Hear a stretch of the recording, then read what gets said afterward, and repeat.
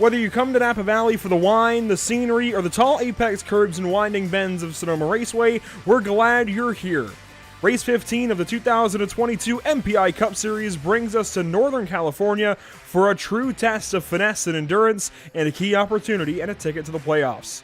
Hi, welcome to PitStop TV and the virtual Sonoma Raceway. I'm Andrew Cardinale IV with Trey Patton alongside. And Trey, Sonoma is always a special place for stock car racing, even bringing NASCAR trucks back here in 2022. But the contact and rough finishes of years past are a sight to see for those here in wine country, and we're sure to see some of our own this evening with this NASCAR Next Gen car and its newest iRacing updates, especially on this shorter course here at Sonoma.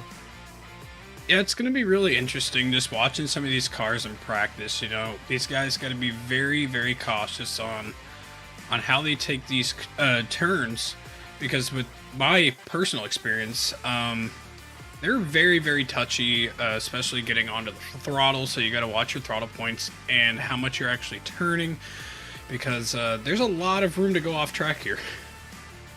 There isn't much room there right on the front stretch, though, with the drag strip there on the one side, pit road on the other. That's the tightest part of the track, I think, between walls anyways, maybe down through the chute as well. And there's the fastest corner on the racetrack, turn 10. We've got a lot to talk about here at Sonoma Raceway. Let's get right into it then with the track map. It still says Worldwide Technology Raceway. Well, trust me, it's Sonoma Raceway, as you can see there on the logo. But you can see we're on this shorter layout of Sonoma. Turn 1 heads you up the hill to turn 2. It's not quite as bad as 3A, Trey, but you do have that kind of blinding crest almost where you can't really see exactly where you're turning towards. You just know you've got to turn and hope you make it. Then you dive back down into turn 3. The car loads up. You compress real hard at the bottom and head back up a hill towards 3A. And when you come over there, that's the real blind corner here at Sonoma. It's so tough to keep the rear underneath this, so tough to make sure you're pointed in the right direction and not to go off track. Yeah, definitely 3A is one of the tricky points of the track, but then you get to the fun part of the track where you go down that little bit of a straight going to turn 4, down to the chute there, and go down another more of a straight down into turn 5 and 6. Then you go down towards the S's there in 7 and 8 and 9. Then where we said earlier, the fast part of the track down in turn 10, down the last stretch into turn 11. Then right out of the hairpin there into turn 12, and that's a lap here at Sonoma. And man, let me tell you, the hairpin is going to be the place to watch today. Yeah, of course, turn 11, always a big passing opportunity. 5 is as well with this chute configuration. It really could be the chute configuration. I think that's a good name for it, actually. Down through the S is going to be a lot of fun to watch, I think, in these next-gen cars. I was having some trouble in my own laps getting through turn 7 neatly. It's very tough getting into the S's to just get through there, keep the car underneath you. Once you get into the swing of things through 8 and 9, it gets a little bit easier. But, of course, turn 10 is always tough here at Sonoma. That's just how things go. That's just how it is at the Sonoma Raceway. Standings coming into today, and after Gateway last week, you can see points after 14 of 35 races. Mario Miranda still on top of things. Steven Stempien, though, only 2 points back, and this is where we get into this mid-season stretch, Trey. We're working on the same format as the NASCAR Cup Series. This is go time. If you're not in this picture, you've got to make sure you are in this picture ASAP. You cannot waste any time, and if you're Steven Stempien, you're coming alive at the right time. Oh yeah, I mean, looking here, I mean, he's coming alive. You see 3 wins a piece there for the top 2. 2 points separating them right there. The 66 back to Sanchez, also at 2 wins. But yeah, as you said, if you're not in this picture, you need to hurry up, because this is the halfway race right here. And realistically, Dakota Curtis is the last driver in. We do have Zach Wilson hanging into the top 30 currently with a win from Richmond earlier in the season. So realistically, you're looking at car 1 as the cutoff, and Kip Beasley is the first driver out. But that may change if Zach Wilson drops out of the top 30 and is no longer eligible for the playoffs. So there's a lot to keep in mind, and we should have a playoff-specific graphic here in the next couple of weeks for you. Of course, next week at Nashville, Podium will take back over coverage for 1 week, and then we'll come back at, in fact, we can bring this up. We'll come back at Road America in just a couple of weeks. Atlanta, New Hampshire, Pocono, Indianapolis, Michigan, Richmond, Watkins Glen, the rest of the summer stretch, and then Daytona will be picked back up, there we go, by Podium Esports before we head into the playoffs. So this gives you a great look as to where we are in the season. We are less than one side of the schedule, I guess, if you will, one column away from those playoffs that start at Darlington in September. We are closing in so quickly on round one of this championship playoffs. It's going to be very, very cool to see how things go throughout the season. Of course, all the way down to the championship race for race 35 at Phoenix Raceway. Qualifying is underway. We haven't talked about one big subject yet today, of course, the weather. 88 degrees in the air, 138 on the track. We heard Kyle Busch talk about the car feeling like ice earlier today in the NASCAR race. I think the track is going to be like ice to these guys in this one for sure. Oh, 100%. I was actually just looking at that there. Oh, yeah, right there. You see Kevin Hurley goes for a spin.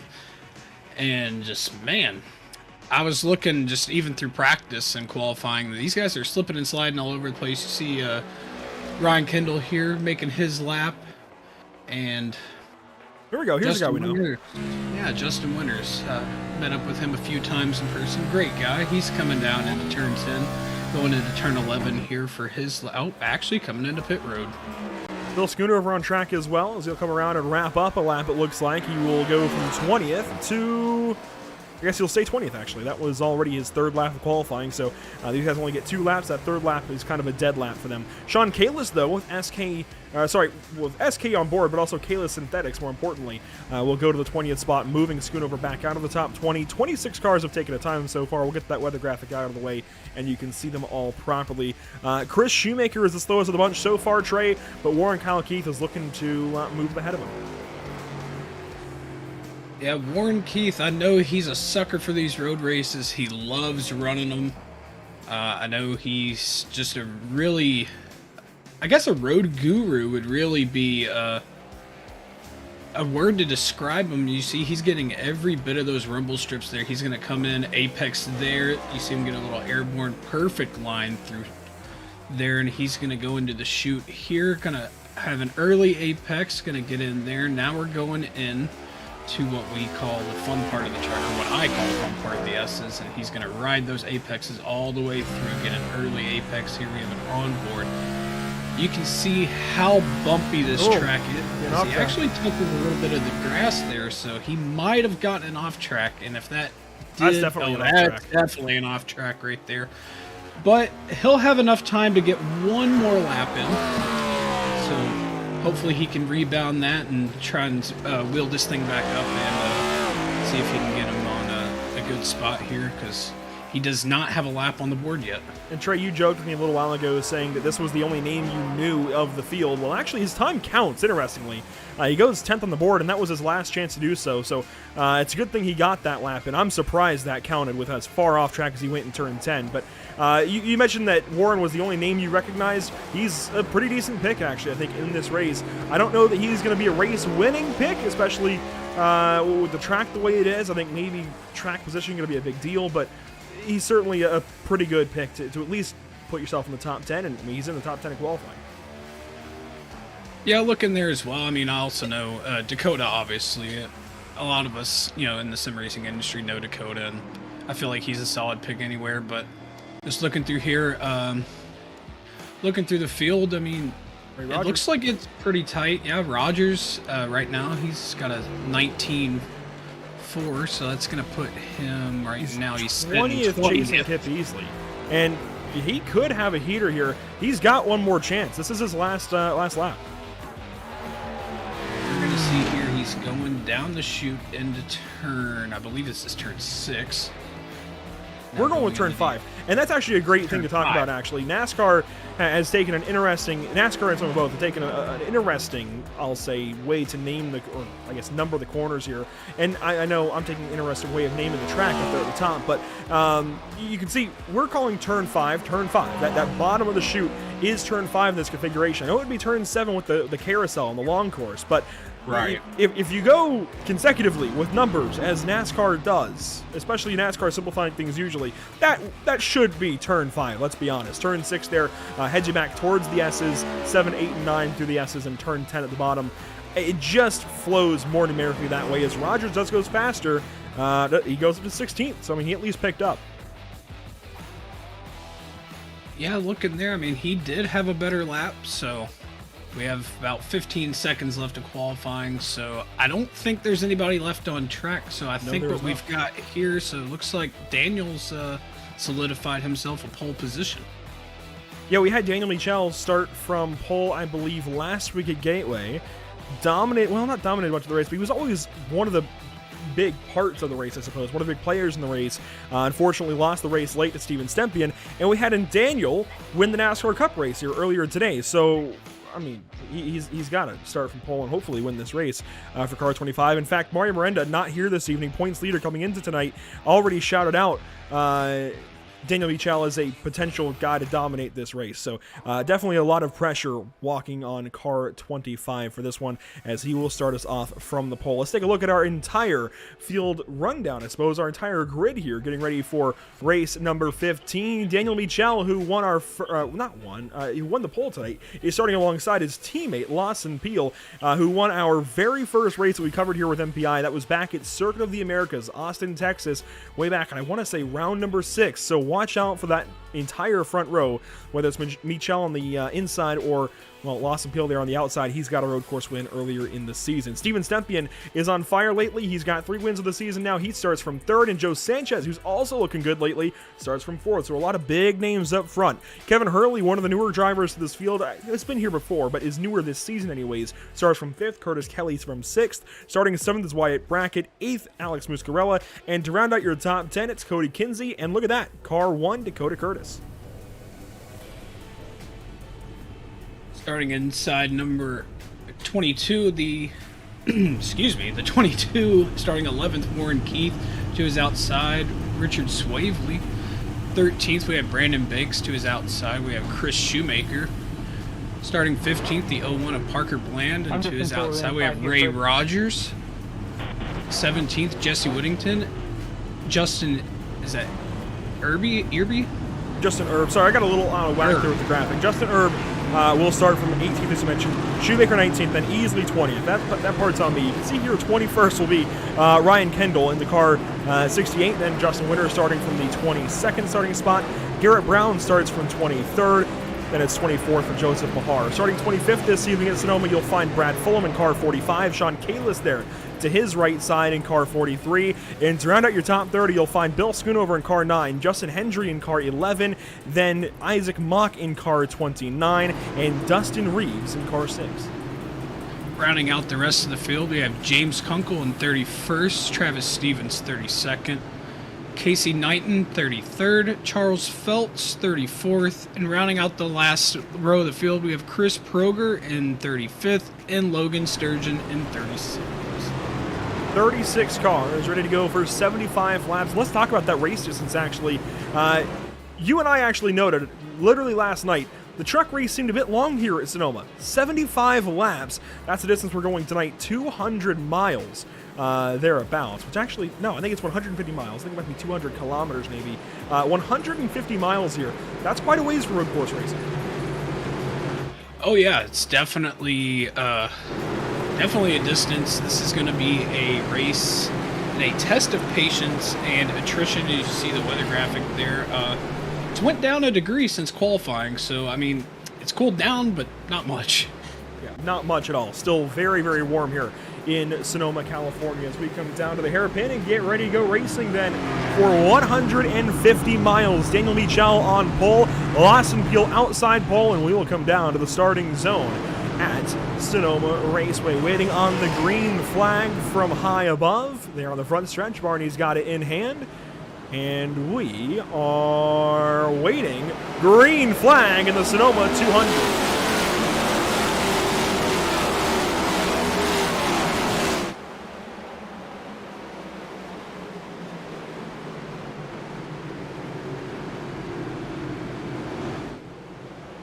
You see one car off, I believe that is Daniel Michel. Yes, it is, way out in the dirt, losing tons of spots by turn 3 and 3A. He's down to 12th spot. So the pole sitter and arguably the guy with the biggest hype into this race is already down 11 positions. Yeah, definitely just overdrove a little bit there, but obviously he's got the speed, he showed it there, and now he's going to have to prove himself. But one thing he does not want to do, especially with these tire model and this next gen car, he does not want to use this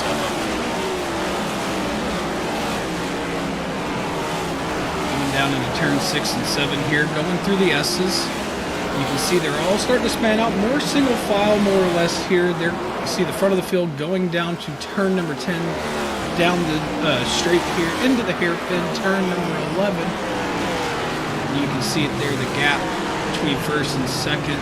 It's not much. These are your two leaders. Lawson Peel, Steven Stepke in first and second, Joe Sanchez third.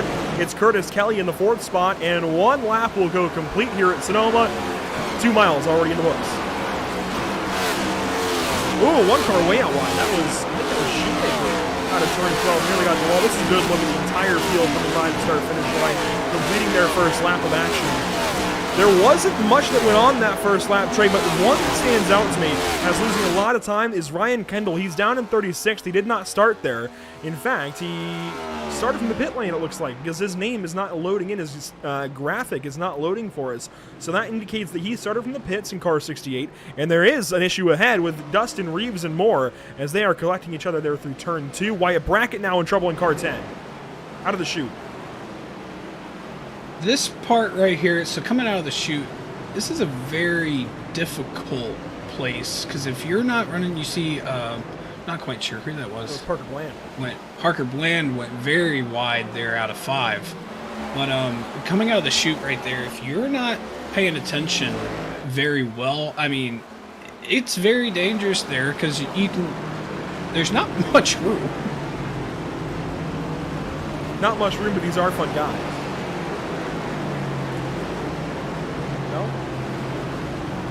Not appreciating that one? You know, come on. You got to give me that one. Lap 2 of 75, we're already getting some good ones out of the way. I just had to think about it. Had to think about that one, but, you know, one way wide. That was Sean Kalis. Not sure what's happened to him, but he is pulling off and coming to a stop. I noticed he was way wide coming into that section right before pit lane, and that's always, I mean, you don't want to get forced out to that wall. He comes to a stop over here, and you know what? I think his left front's broken. It is. Oh, yeah. So that's a great point for us to talk about. This is the first PitStop TV broadcast with these next-gen cars with the new damage model that's been released. So the new damage model, in case you're maybe not as fluent here on iRacing, is basically, it's not quite BeamNG crash physics, but it's darn close, right? You've almost got soft body physics. Parts can fall off, parts can actually be damaged, and you can really damage your suspension, and wheels can actually fall off. And in this case, Sean Kalis comes wide into 10, just pounds that tire barrier, and he can feel that the left front has actually been disconnected from that car. We'll see if there's a good camera to show it. This might. As he comes down into turn 11, you can see that left front's rattling around. It's not doing anything for him. He has no steering, pounds the wall there, and comes to a stop. I will say iRacing did a very good job with modeling that, because even now, now that we have a tire going down, you know, that it broke, you know, you can see the sparks now. I've gotten to see that in real life, as I saw some of that at the Coke 600 this year, and iRacing's hit the nail on the head with this model this year. Yeah, and as we go to more oval tracks where these guys get up on the fence, I think Kansas later in the season, and let's see, I think Homestead's still ahead of these guys. Certainly Rockingham even as they get way into the season. Lawson Peel had a moment there at a 5. Tracks like that where they might be up on the wall, you might get a little more multi-lane racing. You'll really see it come to fruition because they can actually knock the toe link out a whole lot easier, especially in the right rears. You hear that talked about in every NASCAR Cup Series race, it seems like this year. The toe link. With the new independent rear suspension, it's broken, or it bends very easily. It's the soft spot in that rear suspension and is the first thing to bend. So when these guys make a little bit of contact with each other and with the wall, that'll be the first thing to break, and you will see these guys actually lose rear suspensions as a result. Yeah, just, I mean, like you said, I mean, it does not take much to break it at all. Here's a battle for 10th.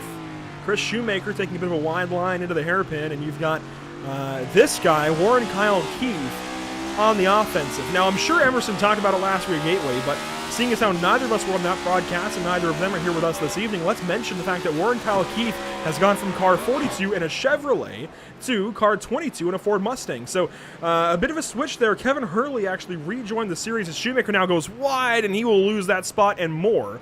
Kevin Hurley, Shoemaker came right back on in front of Kinsey there. But to get back to Warren Keith, Hurley was not racing for several races, dipped out, I'm not sure if it was before the season or mid-season, and came back. So reclaimed his number of 42, and Warren was nice enough to give it back to him and take car 22 as a result, and has facilitated this switch. So we didn't have that in the graphic last weekend at Gateway, but we have that now fixed on the ticker for you. You can see that Warren Keith is properly in car 22 as he comes through the S's here. Already working on a top 10 run as he chases Dakota Curtis. Yeah, I was looking further on back around the 15th spot. Brandon Banks actually went off track and lost a couple spots there. Not sure what happened to him, but he's back up and going. Oh, I think Dakota Curtis just went off track too. He might have briefly, right in front of Warren Keith there. I thought I saw that black Toyota out in the dirt. And a good time to mention as well, this is a beautiful number 1 Toyota Camry for Dakota Curtis. I love that chrome number on the side. Oh, yeah, that... Oh! Chris Shoemaker, we just saw him in trouble in turn 2? I believe so. That's not a good place to be parked.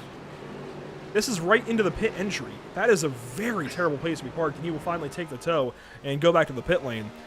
I've had my fair share of incidents there before, but never like that. Yeah, I've had a couple incidents coming into turn 11, but can't say I've had that one happen. Didn't have that one on my bingo card. So we're going to see here. That's not even Austin Powers. That was just backwards into the pit lane. Very odd. Yeah, he went way off track there. Oh, Lex Whittington. And that breaks the right rear. Wasn't sure if there was actual contact there. I think there might have been a little bit of some net code, but definitely contact. But yeah, that right rear's dead. Let's see the view from Whittington's machine. K9 on board this week. Whittington, one of the newer additions of the series with Whiplash Media, and yeah, Shoemaker just came over in front of him, and iRacing figured they made contact, and that definitely destroyed the right rear suspension there on the 4 car, and that's all she wrote. Look at Ray Rogers, missed that corner actually, right after all that happened, and Ray actually held on that spot over Justin Irvin, worth noting there. Car 18 recovered from that mistake. That was just an unfortunate spot for Whittington there, because, I mean, he had nowhere to go, and then another thing, just with these cars, once you get in that grass, you have no grip, and then once you hit the track, I mean, you just have nowhere to go. You have no control over it, and it's, I don't even really know how to put it into words. It's just one of those things that you just kind of Jesus take the wheel moment and hope for the best. I've had plenty of those myself, don't worry. Here we go, down through the S's, lap 7 now. About a tenth of the way into this race.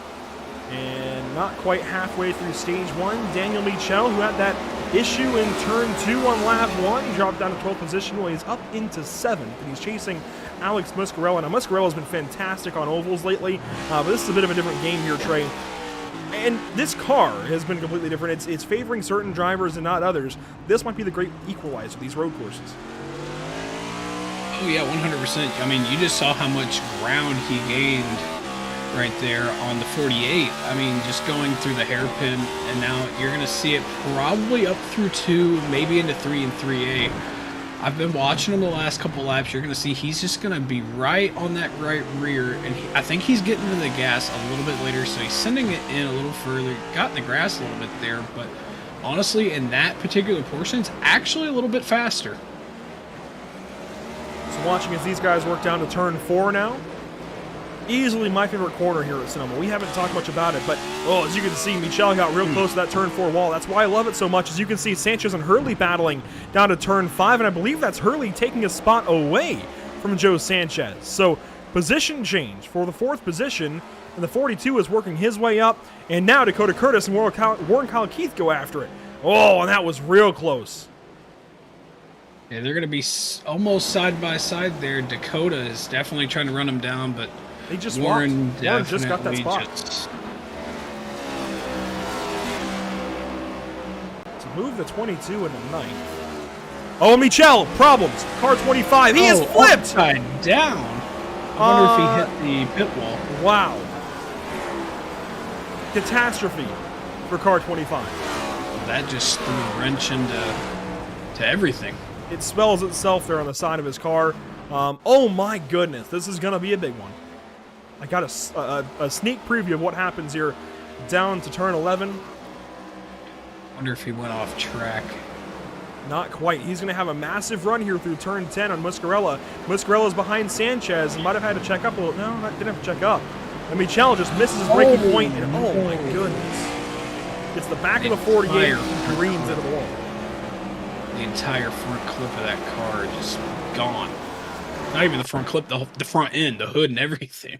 If this was BeamNG Drive that I mentioned a little while ago, the whole front end of the car, the front clip, the whole front subframe would continue on, and the rest of the car would be sitting there. I mean, if not sandwiched. Oh my god! Oh, what a hard hit. I'm not sure the speed he was going at that point in time, but if I had to guess, I'd say it's around 100 miles an hour. And that's 100. That's a pretty good guess. 100 miles an hour to a -10 or so. That's big. That's right on board. Just missed the braking point entirely. Oh my goodness. Oh man. Yeah, I was watching his RPMs there and just completely missed the brakes. Funny enough, he's back on track. I'm not sure how. That didn't take long at all. I guess that was a good towing spot. I'm not sure how he's back on track, and I'm not sure how he's at all competitive, but he's back on track, and we'll monitor his lap times and see if he's able to recover from that. He's only one lap down, so he could still come back maybe to a top 20 or so. They don't have fast repairs, do they? No, and you can see there's still left side damage on that car. I am astonished. We've got pit stops, it looks like. Isaac Mach into the pit lane, and not by choice. The right rear is destroyed. Yeah, you can see that right rear wobbling there. Another car on pit road. Not quite sure who that was, but Logan Sturgeon, Chris Shoemaker, and Sean Kalis are in the pits.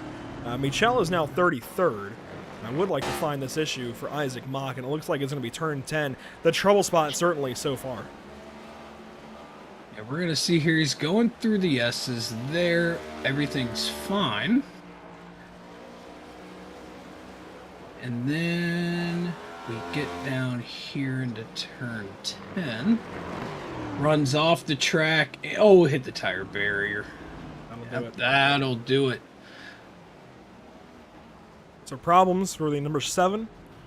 There were problems as well for Casey Knighton, I thought.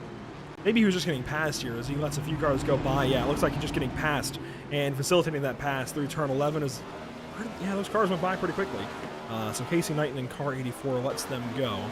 And those, I believe, were Stevens and Kendall in cars 2 and 68, respectively. Michel, by the way, first lap back out, hasn't actually turned a lap at full speeds. We'll see what he's able to do. I heard you go oof. Yeah, so Wyatt Brackett was right on the tail of Dakota Curtis, and he just completely ramped one of the rumble strips. Thankfully, he's still moving as they run through the S's here. That's turn 8, headed down to turn 9. Love that view, coming up over that hill and down to the compression of 9. Now turn 10, fastest corner on the track. And Brackett is hunting some shine, it looks like. I mean, I can't really say I blame him, but we'll just leave it at that. He's going to shoot to the inside there, and he is going to make that pass. Very great setup going into turn 11 there, and you can see he clears that. An update on Isaac Mach, he has disconnected from the session, so that will put him in 33rd. And Daniel Michel just made a pass. Just went by Dustin Reeves as, there's something happening just ahead of him. I'm not sure who that was. It's around Lawson Peel. As you can see, leaders are into lap traffic for the first time. The Sean Kalist, who is giving some time up and right on the curbs there. You can see these are lead lap car is trying to go by the lap car. The purple car is Dustin Reeves. The black and red car is Sean Kalist, and here comes Joe Sanchez in the 55. My goodness, that got sketchy. Lawson Peel is your race leader, and you can see Michel just behind. Those two teammates that started on the front row, I shouted out Michel as a potential driver to watch. Maybe not so much anymore. Although, you know what? Michel has better tires. He's actually lapping just about at the same pace as Lawson Peel. They're about a half second off, and the fact that he's got better tires, he might be able to unlap himself by the end of Stage 1. Stage 1, in case you're curious, runs through lap 20. So when we come around to complete lap 19 actually, we'll get the yellow flag and we'll be in our stage break.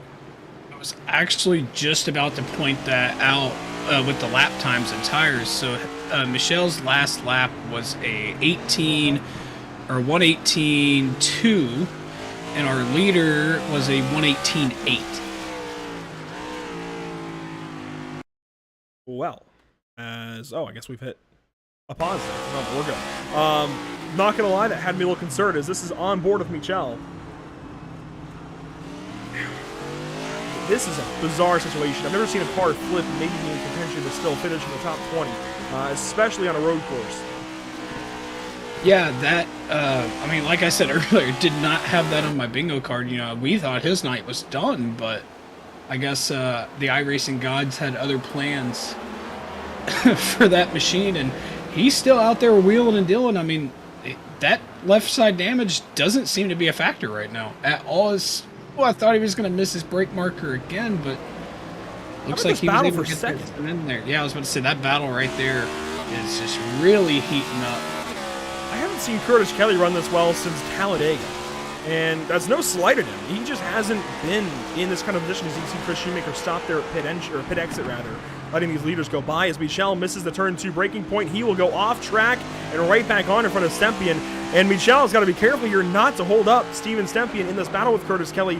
Michel, teammates with Peel and Stempien, so he's going to be very, very careful here.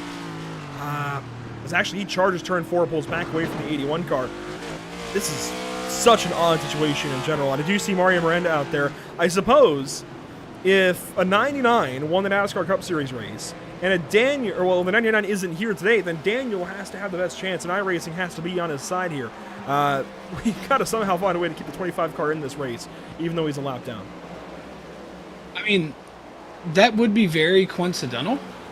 I mean, coming up with the stage break, I mean, he'll get his lap back. I believe he's the first car lap down. Yes, he is. He's got to hold that on. That is true. Very true. But I believe he's still got I think he's got a little bit of a ground on that, so. But this battle is just really heating up there. They are all over each other. And this is a good one for second. Steven Stempien and Curtis Kelly. I started talking about Curtis Kelly and got distracted again. Curtis Kelly is doing fantastic. I never expected this kind of run out of him, as there goes Casey Knighton 1 lap down. I was going to mention Knighton as the next car that Michel would have to race, but it's really not a race at all. So if anything, I think at first I was theorizing in my brain maybe that Michel was going to play a blocker for Peel. I think it's the other way around. I think Peel was playing the card opener or the letter opener right now for car 25 to go on through and hold on to the lucky dog, and Steven Stempien is maybe even trying to help as well, trying to add a little pressure to those lap cars that are getting lapped. And those three are just sliding their way through the field right now, slicing and dicing on around. Anyways, back to this battle for second. I keep being distracted. Curtis Kelly doing fantastic. Never seen this kind of pace out of him on a road course. And Stempien, I didn't expect him to be up here either. These two have been good on ovals this season. Road courses in these cars are a bit of a different thing. Yeah, I mean, I haven't seen much of these guys this year. I've tuned in a little bit and kind of, tried to do some recapping before I came in here. And I've seen these guys run pretty well on ovals, but I didn't know what to expect for anybody coming on the road courses. Other than I said, Warren, I know he loves road racing, but, he's sitting in 8th right now. But this battle for second is just getting ridiculous. I mean, Kelly is all over him. I mean, he's got about about 0.4 of a second, but I mean, Kelly was real loose there for a second. Yeah, I was about to say that right there. That right there, I mean, he lost about a tenth there, but he's going to make it back up here, and then obviously it's going to, the accordion effect, more or less. You're going to gain it, then lose it, then gain it back, then lose it. But I will say he's been really quick through this latter portion of the track. But I believe he lost a little bit of time there as he got clipped a little too much of the curbing. Right behind him, Kevin Hurley. I've not talked much about him this season because his first race back was last week at Gateway. So returning to the series and picking up right where I'd imagine he left off. 4th place so far today, and had that great move on Joe Sanchez a little while ago. Sanchez now down to 5th. Muscarella is 3 seconds further back in the 6th spot. You see that damage from Michel on the back end of his car. Swavely's back here in the 7th position. And to round out your top 10, you've got Warren, Kyle, Keith, Wyatt Brackett just enthralled in this battle. And Dakota Curtis holding on to the last position in the top 10 and the last stage point as well. Yeah, he's got a little bit of a gap there between Brackett and himself, and then further on back, Kinsley as well, but he actually ran a little bit wide there. Interesting. Wonder if he was just a little too hot going into there, but it's more or less pretty fanned out here except for the top 4. Yeah, oddly enough, on a road course, the most action is up in the front of the field right now. Steven Stempian stays right behind these guys. Look at this chaos ahead. Steven Stempian, Daniel Michel, and Lawson Peel trying to maneuver their way through these lap cars. Next up is Travis Stevens in car two, who is position 26, and he's in a battle with Bill Schoonover. This is the view from Stevens' machine looking back at leader Lawson Peel. And we're getting very close to the stage break as well, so these guys don't want to give these spots up, but Stevens is going to have to. Yeah, looking here, going to the braking zone. Oh, Curtis Kelly way deep into the corner, nearly gets into Stempian, nearly gets into Michel even. Wow. That, I got to give these guys a round of applause for that. That could have been Kelly's broken. Catastrophic. Kelly's destroyed the right front. Yeah, his right front is done. Oh, man, Heartbreak. you can see it. Just the camber on that is destroyed. I don't think he's getting back around the track. I know he's trying to try and salvage this stage and salvage the race, but I think he's got to take the tow. Yeah, Joe unfortunately. Sanchez into the pit lane, by the way, playing the stage, but this is huge. Oh, yeah, he can't even make the turns. He's gonna off-road it. I haven't seen anybody off-road one of these next-gen cars yet, but just talk to Parker Bland. He'll take him to a rallycross track. You know, I might have to take him up on that. That'd be interesting. I would like to see that. But yeah, you can see that right front just chattering. He's gonna get out of the way here. Admittedly, he might make it back. He's doing a fantastic job so far. Now his luck might have run out going into the S's. This will be really tough. You have more time to straighten out into a corner on the first half of the track. The S's, where it's all curvy, I'm not so sure. Yeah, especially with that right front being as broke as it is. I mean, he doesn't have much steering radius at all, because you can see he goes to turn and then there you go. Well, I mean, that point right there might be his best bet. Yeah, he's going to have to really figure something out here, though, at the end of the straightaway. Oh, back onto the track. He's going to be careful not to get an extra black flag for that. There's Justin Erb going by. Here comes Ray Rogers. Oh, my goodness. And he's going to make it back in. And we have taken the white flag on the stage. Is he going to be able to make it in without crashing the car? Looks like it. Looks like it. Fair enough. Props to Curtis Kelly. Tip my cap to you, sir. Now, the repair time is the big question. How long is it going to take? Is he going to stay on the lead lap? I don't think so. I wouldn't put any money on it at all. How did he do that? I'm not sure. I was trying to go back and look for it, but we're actually coming up on the end of the stage here. It looks like Peel's coming into turn 11 here, and he will exit and head into turn number 12. And Kelly will go one lap down as here comes Lawson Peel to collect stage 1. But I will say, Daniel finished right behind him. Almost got his lap back there. I thought he was going to get it back after that, almost that pile up in turn 11 earlier, but we'll wait on the top 10 to finish through stage 1. Jesse Whittington will be the final car in this top 10, trying to hang on for a stage point over Justin Erb. He'll do so by 1.6 seconds, it looks like. Chris Shoemaker right behind him is a lap down, actually 8 laps down. So problems there for the 4 car. And Whittington will come by and finish up this stage for all of us as a few cars go wide there through the hairpin. Caution will fly, and Whittington will take that 10th. And, well, the final stage point. Kinsey gets 2. Dakota Curtis. I always say DeCurtis. I don't know why. Dakota Curtis will take 3. Swavely 4. Brackett 5. Keith 6, Muscarella 7 points, then Hurley with 8, Stempien with 9, and Lawson Peel with 10, Trey. Yeah, looking here, I mean, that was a very eventful 20 laps. I mean, we saw the leader miss turn, I believe it was turn 2. We saw the then leader flip upside down, back on track, almost got his lap back. He'll actually get his lap back under this stage break. It was the same guy, actually. Both of those incidents were Daniel Michelli. Right. Yeah, the then leader. There's poor wording here. We're gonna see what happened to Kurt. Oh, he just looked like he just kind of hit the wall at the right front. I think it's going to be when he went into turn 11. I think it's going to be how close he got to the tire stack there. And the tire stacks at Sonoma in turn 11 are not like the rallycross tire stacks in iRacing. Those are not movable objects. Those are immovable. They're stuck in the ground like concrete, and you'll see that here in a second. Watch Kelly force the inside. Stempien breathes over on him, and Kelly just barely clips those tires, and that's what does it. Oh, you can see it bumping around there. Oh, man.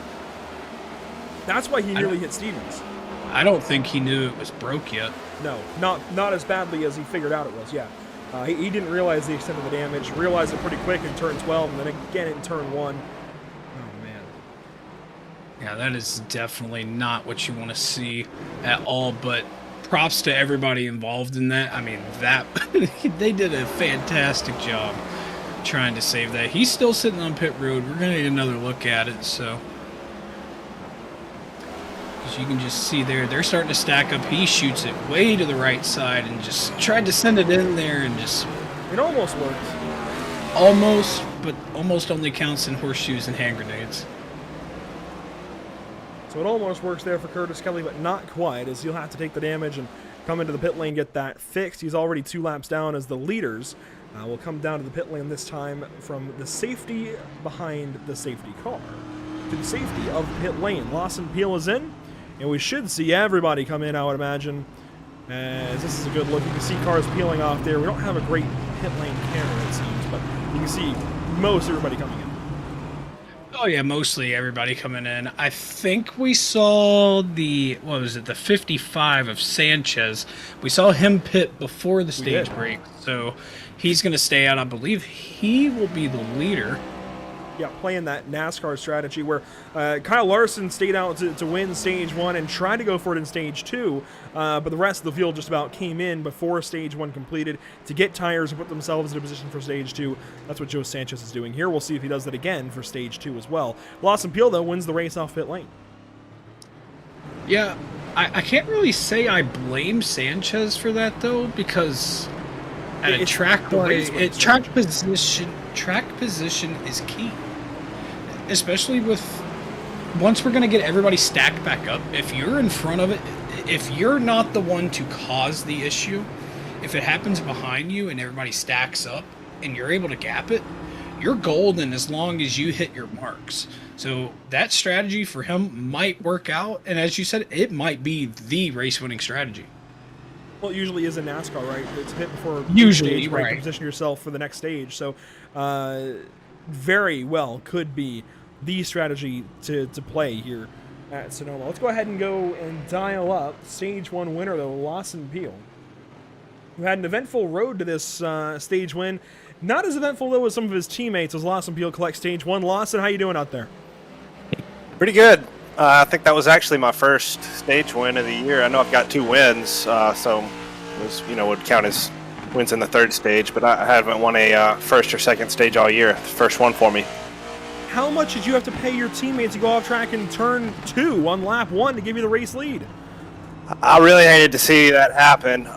It was a little weird kind of going up the hill at a different speed that we haven't practiced. So, yeah, that was just a bad deal. I really hated to see that happen. But I think he's going to be okay. Pulling for him to recover here because he's really fast. Yeah, he had his own issues, and you guys played nicely thereafter to get him back on the lead lap here. But talk about this stage 2. Obviously, we see the NASCAR strategy each time they come here. It is to play the stages. You guys did not do that, though, while Joe Sanchez did. What's the game plan for stage 2? Do you play the stage, or do you just go out there and try and get as many points as you can? We'll see what kind of a gap we build back to, say 10th place or so. during this run, and just kind of decide that on the fly. Surprised a couple more people didn't do what Joe did here, so don't know yet. We'll see. And how are the tires? We saw, we see the track temp, of course, 135 degrees track temp, 88 degrees in the air. I'd imagine that's burning these tires up. Actually, not too bad. You don't want to overdo it with your tire spin and wheel spin off the corner, but as long as you can manage that, it's okay, because you're really not on any particular tire for too long. You're off of each tire plenty of time during the lap, so they're not getting too hot. So it's really not too bad. All right, buddy, best of luck out there. Stage 1 winner and COTA winner from earlier in the season, Lawson Field, winning stage 1. Best of luck with your teammates around. Appreciate it. Drinking Bros Racing controlling things here on the MPI Cup Series, and we'll be controlling this restart certainly as they come down to the restart zone here in just a few moments. So the restart zone on iRacing has actually been added to most, if not all, NASCAR oval tracks, but not the road courses yet. It's not fully functional on road courses. Maybe we'll see that in future updates, but it's the classic restart here where the pace car will pull away and actually one lap has been added. And I think that's more so me forgetting how road course cautions usually work on iRacing. So with that in mind, we will actually go ahead and take a side-by-side break. We'll be right back to you in a few moments.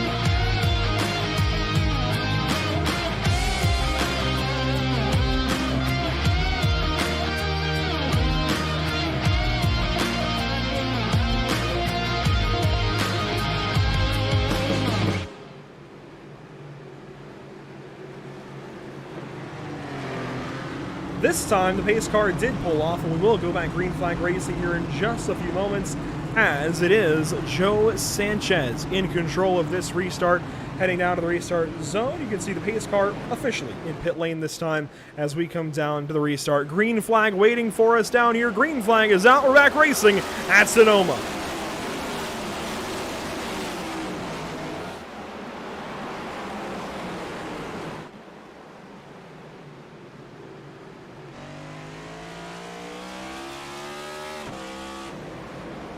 Different views of the race leader this time, not going off track as Joe Sanchez is. Oh, as we've got one car way off track. Justin Winter's back here in front of most of the entire field. He loses a lot of time. Casey Knighton going off as well.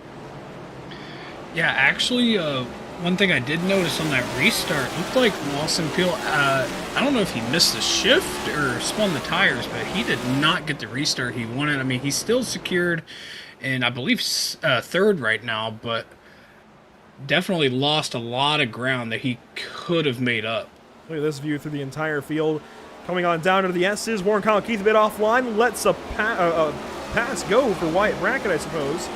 So Warren drops down into 7th position.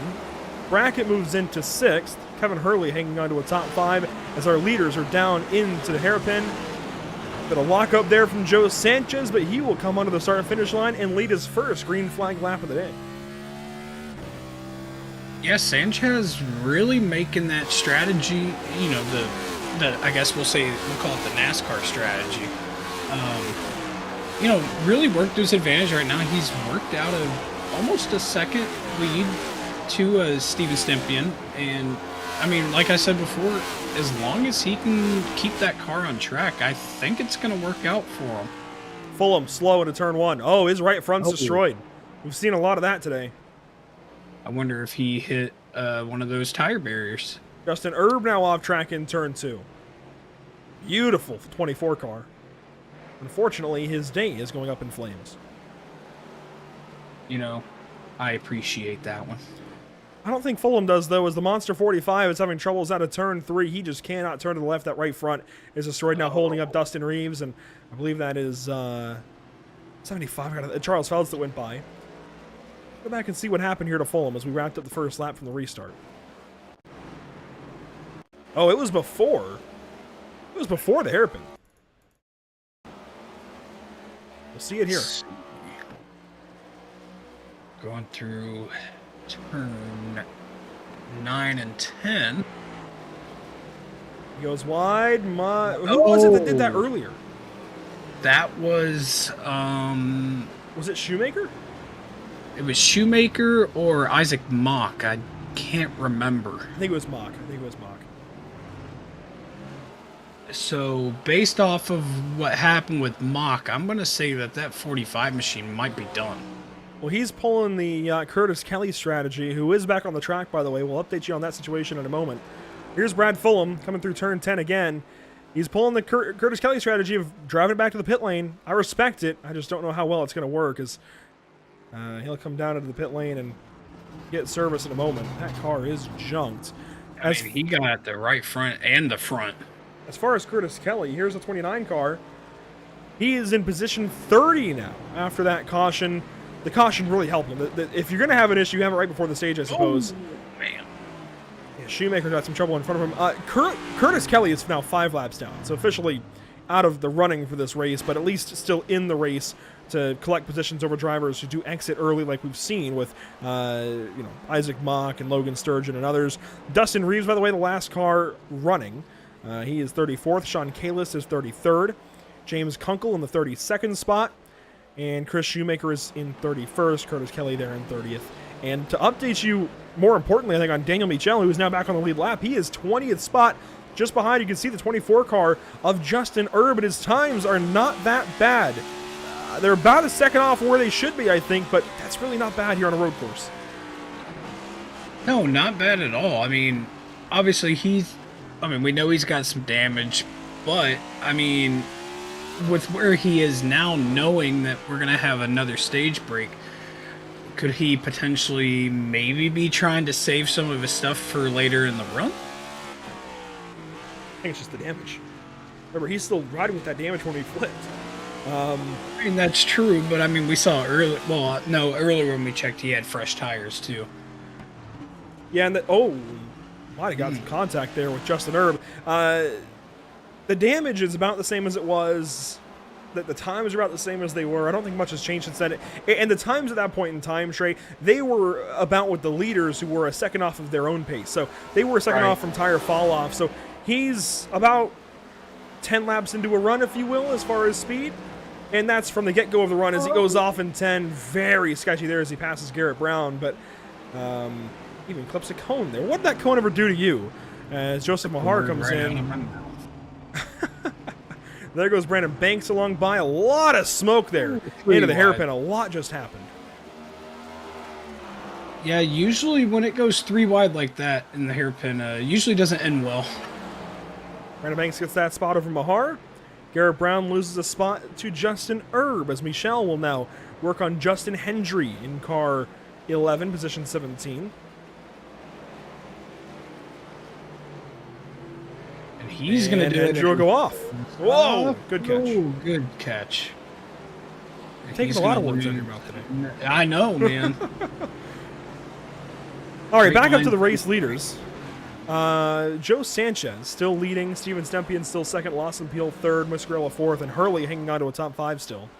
And this is actually a great battle. Wyatt Brackett is hanging on to this as well. Warren Keith a little further back. And here comes Brackett to the inside. He's going to clip the inside, but he's going to make it stick. He's going to be right in front of Hurley as Hurley hits wheel spin. And you know what? NASCAR ran, well, I guess Fox ran a really good graphic, or I guess a really good animation. His bracket went purple that lap. My goodness, good lap at Wyatt. The Mainer showing up and racing today at Sonoma. But NASCAR and Fox ran a really cool graphic earlier today showing the shift points and what gears you'd be in here ideally in a NASCAR next-gen machine with this new 5-speed sequential gearbox. It's different from years prior, where it'd be first gear in turn 5 and turn 11. You're now into second gear, certainly, here in turn 5, where these guys are now, at least ideally for the NASCAR guys. And I found the shift points were pretty similar for myself earlier in these cars.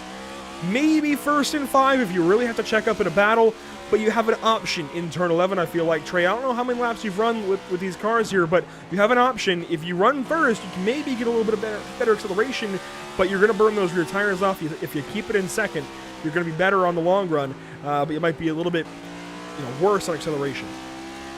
Yeah, it was like, so being in first, your RPMs, we'll kind of see it here. The RPMs are going to be a little higher, and it's just really, you don't want to mash the gas. So you're really going to be, because you're not going to be fully off the throttle either. You're going to be kind of riding it probably about, I don't know, I'd say 45%.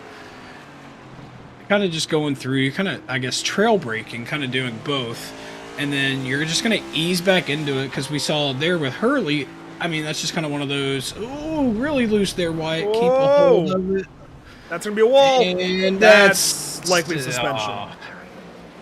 Commentator's curse. You hate to see that. Oh, well, we'll take a look here and see once he gets back up to speed. He got real lucky. He better take that, say thank you to the man upstairs, and try to capitalize on that. That is definitely a golden horseshoe moment. I mean, 100%. Like, that right there on iRacing does not happen often at all. Especially with the new damage model that we've seen so much of today. That was a lucky one there for Wyatt Brackett. He gets away okay, although he does lose, what, 4 positions down to the... one of that. Yeah, down to the 8th spot. Joe Sanchez had a shorter gap to Steven Semyon for a moment, as here we go, a pass for 9th place will take place. As that's Cody Kinsey to the inside of Dakota Curtis, just ahead of Jesse Whittington and Austin Shoemaker. Some great battles throughout the field, actually. Let's talk about those quickly. Kip Easley and Justin Erb, for example, here. And there's another one I have my eyes on with Brandon Banks, Ryan Kendall, and look at this. Curtis Kelly comes in here. He's not for position, but Garrett Brown, he certainly is. Oh, and Brandon Banks there, real sideways. Yeah, really sideways coming out there. I'm honestly shocked. I say this, and I don't want to jinx anything, but I thought we'd see some wheel hopping. I haven't seen a lot of it. Now, wheel hopping on iRacing, it's not as common as people probably think it is. It used to be, but I haven't really been seeing a lot of it here. But definitely you can tell that track's hot and everything. I mean, I don't know how flat spotting really on this tire model with this car is, but looks like these guys are really taking care of their stuff, but definitely my mind just blanked out there. Yeah, flat spots aren't too big of a deal, even with the new tire model, and even my mind kind of went for a trip there, but you do have to be careful of sliding tires because it generates heat. That's the biggest thing, is it generates heat in the tire, and that's going to obviously hurt your performance, especially that corner of the car is going to have less grip. As Michel goes on by Parker Bland, he's almost into the top 10 here, Trey. A car that flipped is still going to be competitive at least for a top 10. I'm astonished. We have to talk to him if we get a chance, but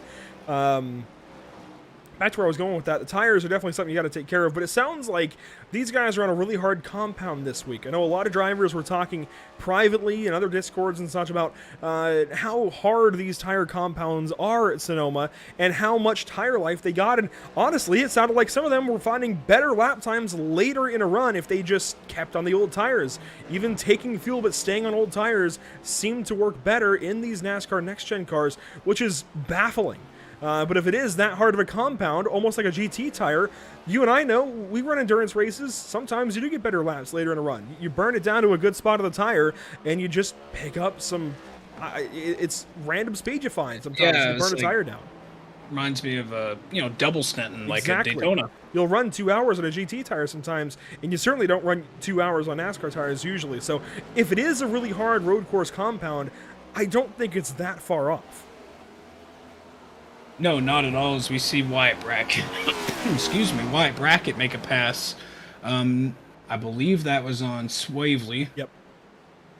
And that was for the 7th position. So he's gonna try, and I was gonna say Warren, but that is not Warren in front of him. As Michelle just it's cranking it, man.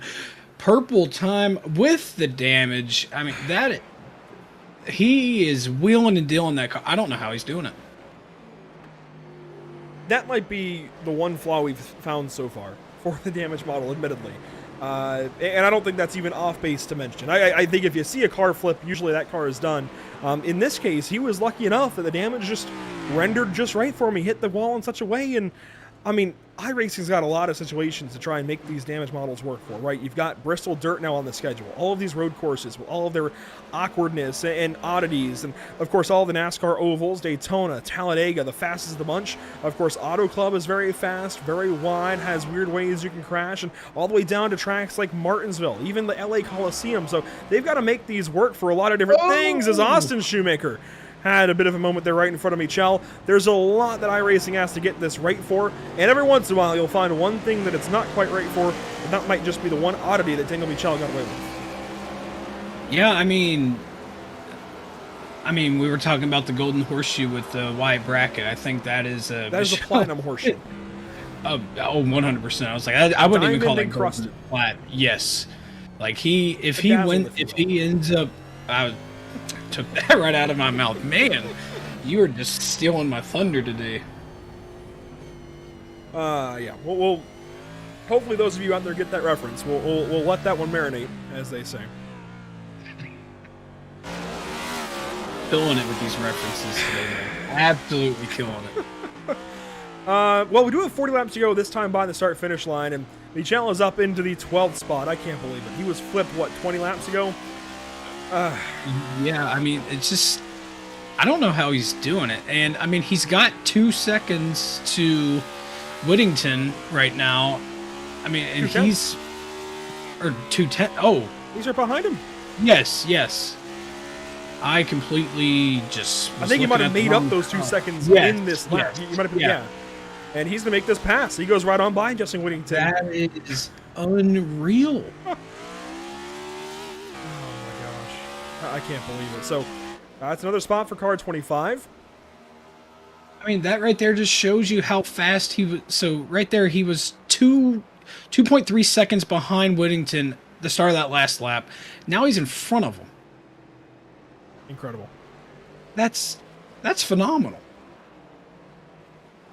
A little further forward in the top 10 as Michelle is going to try and join the top 10 here in a moment, passing Dakota Curtis if he can. Here's Warren Kyle Keith setting up Kevin Hurley, setting up his old car number as they work out of turn 5 through 6 and into the S's. Yeah, Warren has definitely got that position in sight. See, he's trailing just enough. He'll get a little bit of that slipstream going down the straight. We're going to go down into the hairpin now. He's going to shoot for the outside here. Normally, that's not the spot you want to shoot for. That right there. Oh, wheel spin. He's going to go to the outside. Oh, he hits him. Contact. He just hit him. I think he was trying to be careful not to jerk the wheel too much, but I think he would have been better off, jerking the wheel and try to get to the right side instead of piling into the back there of the 42, but he gets the pass made. They don't lose too much. There's not much damage, so I think they'll be okay. But, boy, that could have been a moment between those two, especially putting these new fragile cars in the wall like that. But it works out. Here's Muscarella in 4th position in the number 48. He's doing fantastic today, although I do see a bit of odd damage there on the rear. You see that? The rear waterfall underneath the spoiler? That's odd. I know we got hit by Michelle in his incident, but that is very odd to see. I will say one thing. I'm getting the nostalgic vibes of the 48 lows. I miss seeing that car on track. if I remember correctly, he unveiled that for Darlington for the throwback, and he's just been running it since. And I know Emerson Arden's a fantastic, a big-time Jimmy Johnson fan, has loved seeing this car each week. I'm glad that he's kept it around. Even myself, not much of a Jimmy Johnson fan per se, still madly respect his career in NASCAR, and it's really cool to see this car on track as he goes behind Justin Winters, who is one lap down. As far as lap down cars, up to the 25th spot, with Winters in 25th, Stevens in 26th, Schoonover, Feltz, Kelly, Fulham, and Kalis all running one lap down. Chris Shoemaker, Dustin Reeves, James Kunkel, Isaac Mock, and Logan Sturgeon have parked it for the day. Yeah, back up front there, we're seeing the battle for the lead. Not much of a battle yet, but it is closing. As you see, Sanchez got a little loose there in 3A. We're going to go down into the chute here out of 4 going into turn 5. And he's going to make up quite a bit of ground as looks like they've started to find the sweet spot. They're coming up on a slow car, so he better want to get around there. So that worked out in his favor. But Peel and Stempian, they are definitely on a trek to get back up front, and they are on fire right now. And 3 teammates out front pacing the field between Joe Sanchez, Steven Stempian, and Lawson Peel goes wide in 10. Almost goes off track, hangs on to it thankfully, but 3 Drinkin' Bros Racing teammates out front leading the show, and this has been much of how the season has gone so far. And if DVR doesn't win the team championship, something went wrong or they left, or I don't know, because they are dominating this season in the MPI Cup Series. One more lap complete is one more lap led for them, it seems like, every week. Week in, week out, no matter the track, as that completes lap 38. Now, this is not the final lap of Stage 2.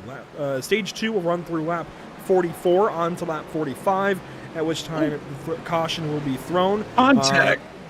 Is it this? Yes, there was contact. That is for P10. He made the, Michel made the pass, but Dakota Curtis just made some contact there, and I'm sure we're going to see the favor come back there. Because, I mean, they were racing pretty hard, no contact until turn 11, but I'm sure Michel did not like that one bit. Well, I know for a fact that Dakota Curtis wants these points, right? He needs these points. He's had a rough season to this point. I keep saying points. He might get turned there. Michel gets him a little bit in turn 4, and I'm sure driver chat's going to light up as Dakota Curtis nearly clips Jesse Whittington. Oh, boy. Ooh, I mean, I knew there was going to be some payback, but I didn't think it was going to be, I didn't think it was going to be like that. I mean, optimal opportunity to do it right there, but that could have been a lot worse than what it turned out to be. So let's go back and see how this all started through the S's last lap. This is a lap ago. We'll go on board with Michel and watch his attempt on Dakota Curtis at a turn 11. He's been on a run. He's back into the top 10. This is turn 10 here. Dakota goes a little wide, slows down a little bit, checks Daniel up. Now protecting to the inside, comes over. Is there a little bit of contact here? You said there was. Right there. Oh, boy. Ooh, more contact. You know, I don't see any harm, any foul in that, to be honest. Yeah, looking back at it there, I don't think there was any ill intent with that at all, but watching it live, I wasn't quite sure. We'll see, of course, in turn 4, they make a little bit more contact, this time the other way around. Michel getting into Curtis a little bit. We saw that happen live. Yeah, we'll definitely get a better view of that here, because you can see he shoots to the inside, falls him right in, and just straight. Right just there. It's not a... Great You know, catch. watching it live, it looked like he just kind of drove through him, but I'm glad we got another look at that, because it wasn't as bad as it looked live. Well, and he laid back at entry, so he braked earlier, but he braked more smoothly, and I think Dakota braked a little more going into the corner. So Dakota slowed up more quickly, checked up more quickly, even though initially at corner entry, at turn in, Daniel had given him that corner. So Daniel then closed in through the course of the corner, got to him at corner exit, and just hooked him a little bit. And that's very similar to how the hairpin went, where Dakota gave him the corner, but then had a better mid-corner speed, got back to him, tagged him, and got him loose. So a very similar contact between the two corners. Unfortunately, though, an extra spot lost for Dakota Curtis versus Daniel Michel. So that's kind of how that all breaks down. This is back up for second, though. Joe Sanchez has put some time back on these two. 1.4 seconds now between them. And Steppy in 1 second still. He put like a whole second back on him. Yeah, I wonder if there was an off track maybe for Steven that held him back a little bit and really held Lawson up as well, or if Joe Sanchez is just coming alive. Maybe a lap car even got in the way of the 81 to 53. I don't know. As Warren, Kyle Keith, Kevin Hurley, they're battling somewhat here through the hairpin. Hurley gets loose, and now Muscarella's in this fight. So cars 22, 42, and 48. It's definitely starting to heat up a little bit here. So, I mean, you can see they're starting to truck on along. I wonder, does Warren have damage? Potentially, where they got together. That's out of right. 11 That's a while right. ago. Yeah. I'd imagine where they both have that from. Because they have caught him. I mean, oh my gosh. And guess what? He's coming up on Cody Kinsey. This is going to be a battle this lap. And Kinsey moves over and lets him have it. I mean, after seeing what he did the last lap, I mean, at this point, they see how quick he is. I think they're just trying to save themselves and try to stay clean, because if I was anybody right now, I'd stay out of the way as well. Justin Hendry, Garrett Brown, they'll do battle to the start-finish line here to sort this spot out. And Garrett Brown and Brandon Banks both go on by car 11 to move Hendry down to 22nd. As Casey Knighton is into the pit lane, actually, playing the stage a little bit, and Joe Sanchez will do the same. So Sanchez is setting up for a run to the win. He did the same, he did the same thing both stages now. He's setting up for the race win. And more are following. Yeah. Kevin Hurley does the same. Yeah, I was actually just starting to look to see when the stage break was, because I was starting to look at that, but I lost my note on it. Brad Fulham there stopped out of turn 11 right before turn 12 is the new fastest lap for the 25 again. I don't even have anything to say for that. I mean, he is just absolutely, I say annihilating the field. I mean, he's up to 7th right now with the pit cycle going on. But I mean, as you said earlier, where these guys were talking about finding faster times later into the run, I mean, we're 23 laps into this run, and he's laying heaters down. Good battle here. Justin Hendry, Brandon Banks, Garrett Brown as they pass Ryan Kendall in the pit lane. These guys all on a line. Parker Bland, Ray Rogers are close as well, as we've got just a lot of cars in single file lines. Not a whole lot of actual side-by-side battling happening, but they're in positions here where if drivers make mistakes, they're going to take advantage, as Alex Biscarella and Warren Kyle Keith swap spots there in turn 11. Lawson Peel comes into pit. I figured we'd see him just trying to... Well, he saw what Sanchez at the last two stages and was covering it up. I mean, I wonder if they might be trying to use that now, since all three of them were up front, so maybe trying to utilize that as a team strategy to see if they can work together and try and gap the field like they did recently. But I mean, then again, I don't know if you'd really want to utilize a team strategy. I mean, because more or less on something like this is kind of just every man for himself. As you see Sanchez go right by. Oh, that's huge. Peel came out in front of him. It was a faster stop as well for Lawson Peel as one car goes off in front of them. I'm not sure exactly who that was in the moment, but that is huge. And Lawson Peel gets loose. He is sliding around through turn 3 and 3A, but hanging on to the spot. Yeah, definitely. These guys need to watch out on these cold tires.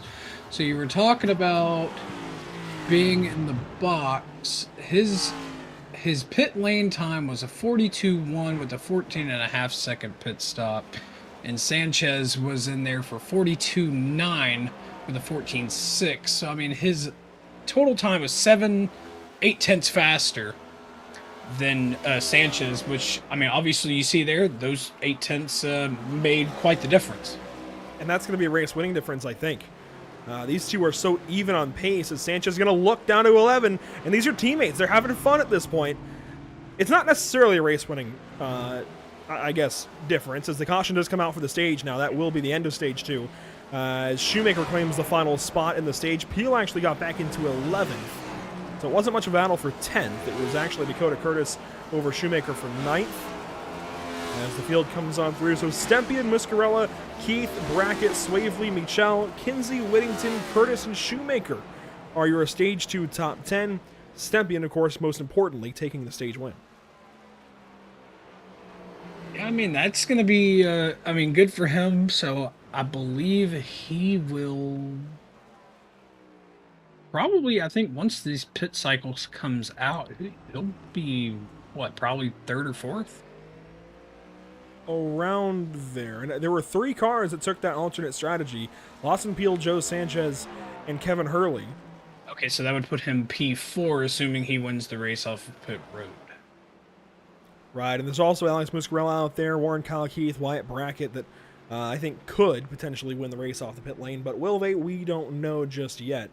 As let's go ahead and take this early chance right after the stage comes to a close to dial up the driver of the 81 from the same team as Stage 1 winner Lawson Beal. It's Steven Stempien with Stage 2 victory. And Steven, that car looks pretty good, but it seems like strategy giving you this one. Yeah, I'll take it. Happy to get a stage win, all about points. Lead a couple of laps. This is one of my worst tracks on the circuit, so I'll take it. I think I'm doing pretty damn good.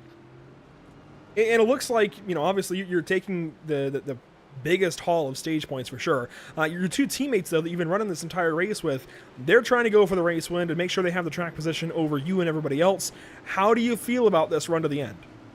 I feel pretty good. I'm really good in the first half of the track. They get me in the later half of the track, so I just got to work on that a little bit for this run, and hopefully I'll be talking to you guys after the race. We'll see. And, of course, the call here will be 4 tires and fuel, right? Oh, of course, yeah. All right. Now, I'd heard some stuff about the tires actually holding up, like a really hard road course compound. Have you noticed any of that? Maybe running faster later in a run? They actually have hung up pretty well. They're mid-90s. Mid-90s for tire wear, which is kind of crazy. Usually you expect that to be somewhere in the 70s after that much of a run, but very interesting. Now, all these wins lately for Car 81, do we see one on a road course this season? I know we got Road America in 2 weeks, of course, Sonoma today, the Roval still. There's a lot of opportunities still. Yeah, we'll see. It'll be my first road course win ever, that's for sure. So I'd like to make that happen. And we appreciate your time coming up to the pit stop. We'll let you get back to it. Congratulations here on the Stage 2 win, and best of luck here in Stage 3. Appreciate it, guys. Hopefully talk to you later. That's Steven Stempien, R81, looking good today. Now, I wanted to make sure we got him quickly, because the real one I really want to talk to is going to be Daniel Michel. As you can see the race off the pit lane, Wyatt Brackett does win it. So that's actually, it's a good thing you mentioned that, Trey. Wyatt Brackett wins the race off pit lane. He will now restart 4th ahead of Steven Stempien.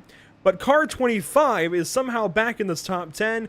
Let's go ahead and bring in the driver of that flipped machine at one point in this race. Trey is headed your way. As we bring in the 25 machine, Daniel, you have had one heck of a race so far. You've had highs and lows, and heck, at one point you were upside down. Yeah, it's been a crazy race. One thing I gotta say is I'm just really lucky with the damage model. I don't know how I didn't get more damage. I have been able to put fast laps after, but that should have ended my race because I hit the left rear on the barrier as well as getting into Muscarella. It should have just killed me.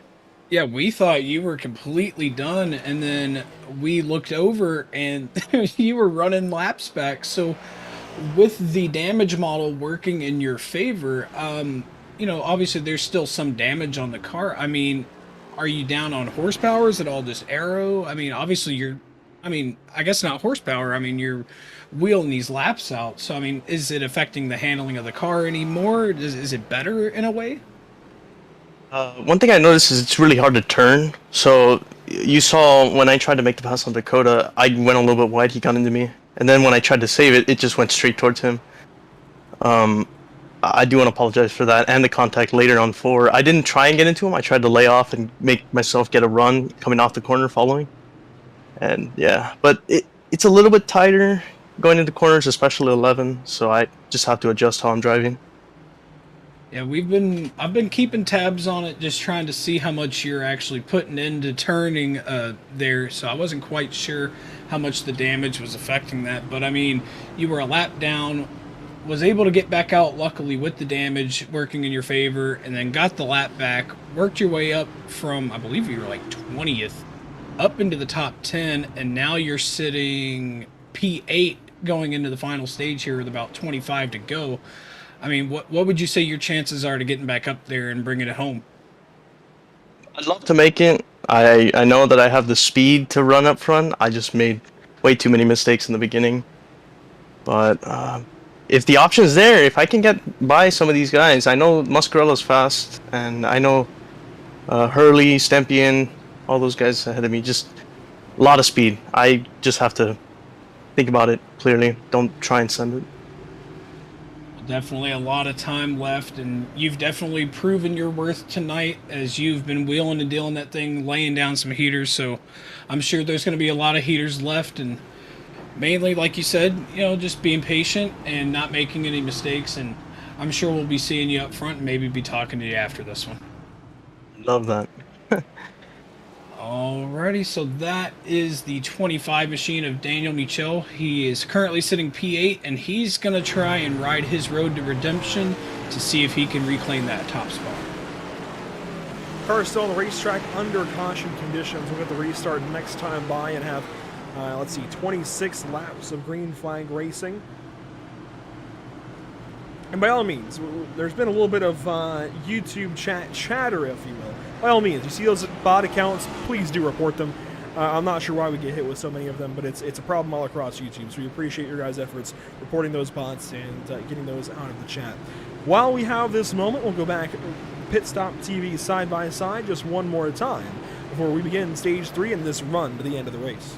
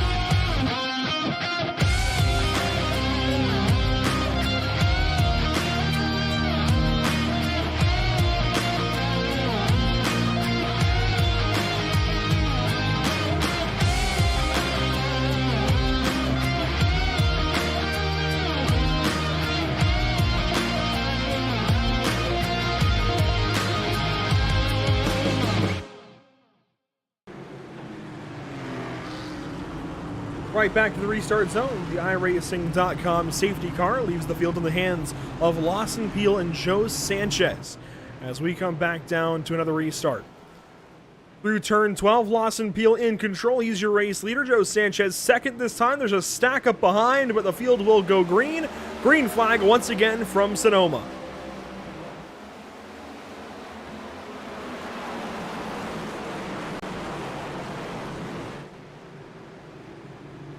Oh, a big crash. Multiple cars off. I see Travis Stevens out there. I think that might be Chris Shoemaker. I'm not sure. It's not Shoemaker. It's somebody else. And more cars spinning. Kalis goes sideways. Oh, boy. Parker Bland, Kinsey off the track as well. Cody Kinsey right in front of our Turn 3A camera. Goes around in the SimWrap market machine. Big shout out to them. And here's our leaders down through Turn 5. Looking there, I mean, Hurley has a very good view of the rear end of Joe Sanchez, and he is going to try and get back up there into that mix. As you can see there, excuse me, Lawson Peel just one car taking the IndyCar lap. Oh, I think that's Joseph Mahar. Heck of a slowdown there. Ooh, FIA would not like that rejoin. No, they wouldn't, as we've got problems. Steven Stempien in turn 11, losing a lot of spots, drops down into the 7th, 8th position, and losing more out of turn 11. He's got damage. Oh yeah, it looks like that left rear, or left front, excuse me, I think it's shattering. Problems there for Steven Stempien. Oh yeah. Yeah, he's done. And he just won the stage. We just talked to him. Dang. The newest victim of iRacing's damage model, and I love it. I really do. I think this brings in a more realistic factor, but it is just unfortunate to see so many victims to it today. I wonder when everyone keeps talking about the damage model, but everyone should be thankful that they don't have the NR 2003 random brake fixes where you'll be running and then you'll have a piston brake or something. Oh, there it is right there, man. That'll do it. That will definitely do it. I wonder, did he just miss the brakes? Take one more look at it. He was just ahead of Wyatt Brackett, a couple of Northeasterners there. And this will be the look down into turn 11. He's way behind Kevin Hurley, who's third. So he's fourth at the time. And this is very similar then to Daniel Michel. Just misses the braking point entirely. Goes right on through, clips Hurley. To check the Hurley machine as well. I guess not. He goes purple. Well, I was just about to say, I don't think we have to worry about that Hurley machine because they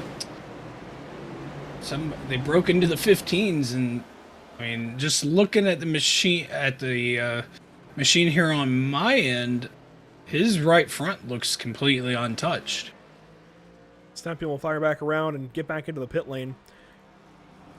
I want to take a moment while we get back racing for stage number 3 to thank all of our partners here with the MPI Cup Series. Of course, MPI Max Campus Innovations, a big part of it, allowing this series to do a lot of great things. As Warren Kyle Keith is parked at a turn 4. We'll get a replay of that in a few moments. But a big shout out to MPI and Max Campus Innovations, SimMax, and everybody else doing so much to support this series. And again, just allow a lot of things to be done, a lot of great things. And I think one of the premier iRacing leagues, honestly, one of the premier private iRacing leagues, especially on the oval side. And we're so thankful, so grateful to be able to cover this series, and that's a direct result of MPI's efforts here with the series, as well as Auto Tempest and Kalis Synthetics. They're big, huge helps, and we haven't got a chance to get to their commercials. We'll get them, trust me, here in a few moments.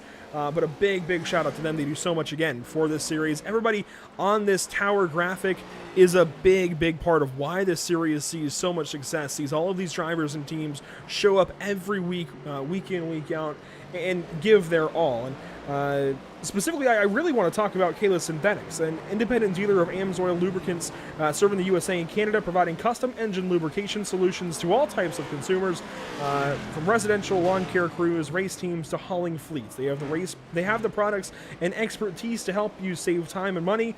Go to kalissynthetics.com or call 785-813-1882 to learn more and make your order today. And Sean Kalis, thankfully, is still on the racetrack. And a shout out as well to Auto Tempest, which saves you time, effort, and guesswork when buying a car by gathering results from all top used car websites: eBay Motors, Cars.com, TrueCar, Carvana, you name it.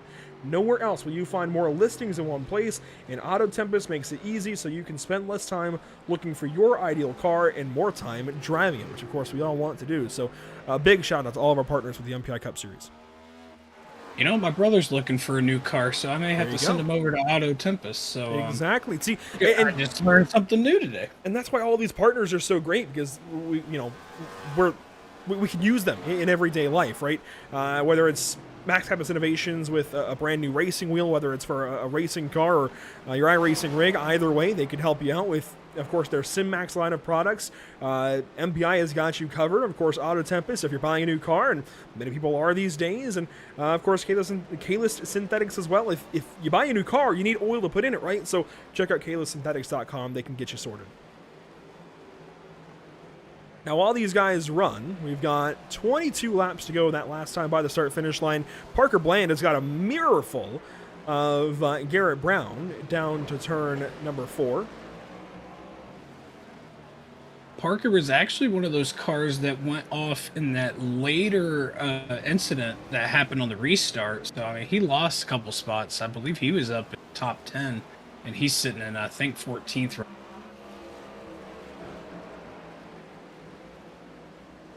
Kevin Hurley, Wyatt Brackett, your in your top 5, along with Alex Muscarella and your 2 leaders of Lawson Peel and Joe Sanchez.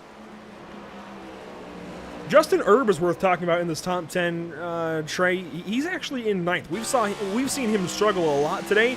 He's getting that car underneath him. He's putting down some good laps. He's in a 9th. Yeah, I mean, you were talking about earlier going up in flames. Well, he's on fire.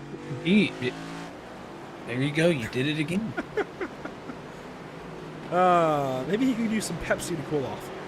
Maybe, man. A little update there. Cody Kinsey is off the racetrack and has disconnected from the session. Oh, no. So he was scored 18th last time by. So that'll put him out of the race. I'm not sure what happened with him. Well, it's going to happen at the top of the racetrack, and we've seen the new SWM ad, SimWrap Market, a big partner with Cody Kinsey and some other leagues and drivers across the iRacing.com service, and lucky enough to be partnered with them here at PitStop TV as well. We'll talk more about that, I'm sure, later on, but catches the curb there at the bottom of 3, spins out, backs it into the wall, it looks like in 3A, yep. That'll and he do just it calls right that there. a day. And I think I might know what have actually happened to Steven Stempian, because I see in the iRacing chat, I think there might have been a little sarcasm behind his comment, but he said, hey, anybody want a new shifter? Oh. Interesting. So I wonder if he had a hardware malfunction with that. We haven't seen much of that this year. But that is something that's, obviously got a lot more stress with these new sequential gearboxes. There's more shifts. There were fewer shifts, of course, with the 4-speed H-pattern gearboxes. Sanchez locks up big time at a 5, gives up some time to Peel and Hurley around him. But, of course, more shifts in these cars means more use of the shifter and more demand for a high-quality shifter. So I could see it. Yeah, I definitely wouldn't put it behind it. So I wonder if obviously I don't know what kind of shifter he has, and we see Hurley starting to reel into Sanchez, And he's going to shoot for the inside here. Nope, just going to follow right in the tire tracks, and man, you can just see how close they're getting to those tire barriers. I wonder if MPI builds shifters for iRacing. I'm not sure. I don't think so, but if not, they should. I'm not sure. I mean, it would definitely be in that SimMax lineup. And honestly, if they did, I might look into that. Here's a local boy, Daniel Michel. We've talked so much about him. Catches. Oh, he almost pulled an AJ Allmendinger there. Almost caught the grass on the right side and went head first into the wall. Thankfully, hangs on to it, but you can see the time he just lost real quickly to Alex Muscarella. Yeah, being told MPI does not carry a shifter through their SimMax line, but they definitely should. That would be a good idea for Max Pappas innovations down the line, potentially, especially with Steven Stempian and his current woes. But Cody Kinsey looks like he's done for the day, and only 17 cars left on the lead lap here, Trey. Two more cars are 1 lap down. Those are Ryan Kendall and Travis Stevens. 2 cars are 2 laps down. Warren Kyle Keith and Bill Schoonover. And, we've had a pass for second. Yeah, Hurley way on the left side here, so they're going to be side by side going into 12 back across the start-finish line. We're going to go on board with Sanchez here. They're door to door going into turn number 1. Hurley having the preferred line here. Going to hit the apex, and he's going to clear Sanchez for P2. He was on the prime line, I guess, for turn 1, the better line for turn 1, but the worst line for turn 2. Right. Yet Sanchez issues, just not able to turn that car, gives the line quickly to the 42 car, and he pulls away. So a big pass there for car 42 and Kevin Hurley, and the driver that dominated all of stage 2 quickly on his heels. Yeah, he is definitely, see, locked up a little bit there, and that right there is going to bring Wyatt Brackett up into the mix. Brackett putting some pressure on the 55 car. This is easily, I think, Brackett's best day of the season so far. Yeah, he's had one heck of a day so far. We saw he had that little incident earlier, which luckily he was able to keep going forward, and seems to be working out for him. He's going to shoot to the inside here, really close to those barriers, and he's gonna take that spot right away from Joe Sanchez here, going into 12 across the start. Oh, maybe not. Maybe not just yet, but he's on the outside for turn 1. But the better line, the inside for turn 2, if he can hang there on the inside of the 55, Sanchez cannot clear him, and they will go side by side through turn 2, and Wyatt Brackett will take that spot, as we've got a problem for Richard Swavely, and that is a new way to park a car. I can't say I've seen that one before. All kinds of oddities. That's an interesting one. I definitely want to see what brought that one. I wonder if he just clipped it and iRacing just kind of sucked him into it. All kinds of oddities today here at the Sonoma Raceway, and this one, I think, potentially the second biggest of them all today. Richard Swavely battling here with Austin Shoemaker, and it looks like Chris Progar ahead with his new sponsor on board, that Chevrolet. Swavely to the inside of the... Oh, my goodness. Progar saw it coming and moved out of the way and let Swavely do his thing, and that was a good decision. Oh, very good decision, and looks like I was right. He did hit it head on and then just got sucked right back into it. Shout out here to the North Coast Table Company. I know Chris was working on that paint just about all week, if not for the last couple of weeks, trying to figure out a nice wood grain and figure things out for it. So a big shout out to them coming on board car 17. But watch this, for Swavely fires up the inside of Shoemaker, and wow. You see that front clip just broke. We've seen some interesting ones today, that's for sure. And that right there, he's disconnected from the session, so that's putting an end to his night. Evan Hurley back up to P2, which we saw that pass earlier, but now we're looking at Daniel Michel, and he is trying to run down Muscarella there for the 5th position. Going through the S's here, he's going to clip every single bit of those. As he goes a little too wide there, he's going to lose about 0.3 of a second there. That's precious time as we're coming up on 15 laps to go. Swavely quick to check into the Facebook chat and let us know that, yeah, unfortunately, he threw that race away. Just a big mistake at turn 11. We've seen a lot of them today. Of course, we saw what was apparently a shifter failure for Steven Stempian. And how about the unfortunate day that's unraveled for Warren Kyle Keith? I'm not sure what happened to him a few laps back. I don't recall now. But he is 2 laps down, 19th spot, very much out of it. Yeah, I'm not sure. And he had a pretty good day going up for him as well. I mean, kind of a little bit on the quiet side, but guess we'll see what happened there. You see he was sitting in pit road. We're going to try and get that dialed up for you guys so we can see exactly what happened to Warren. This is when he was racing up here with Michel and Muscarella.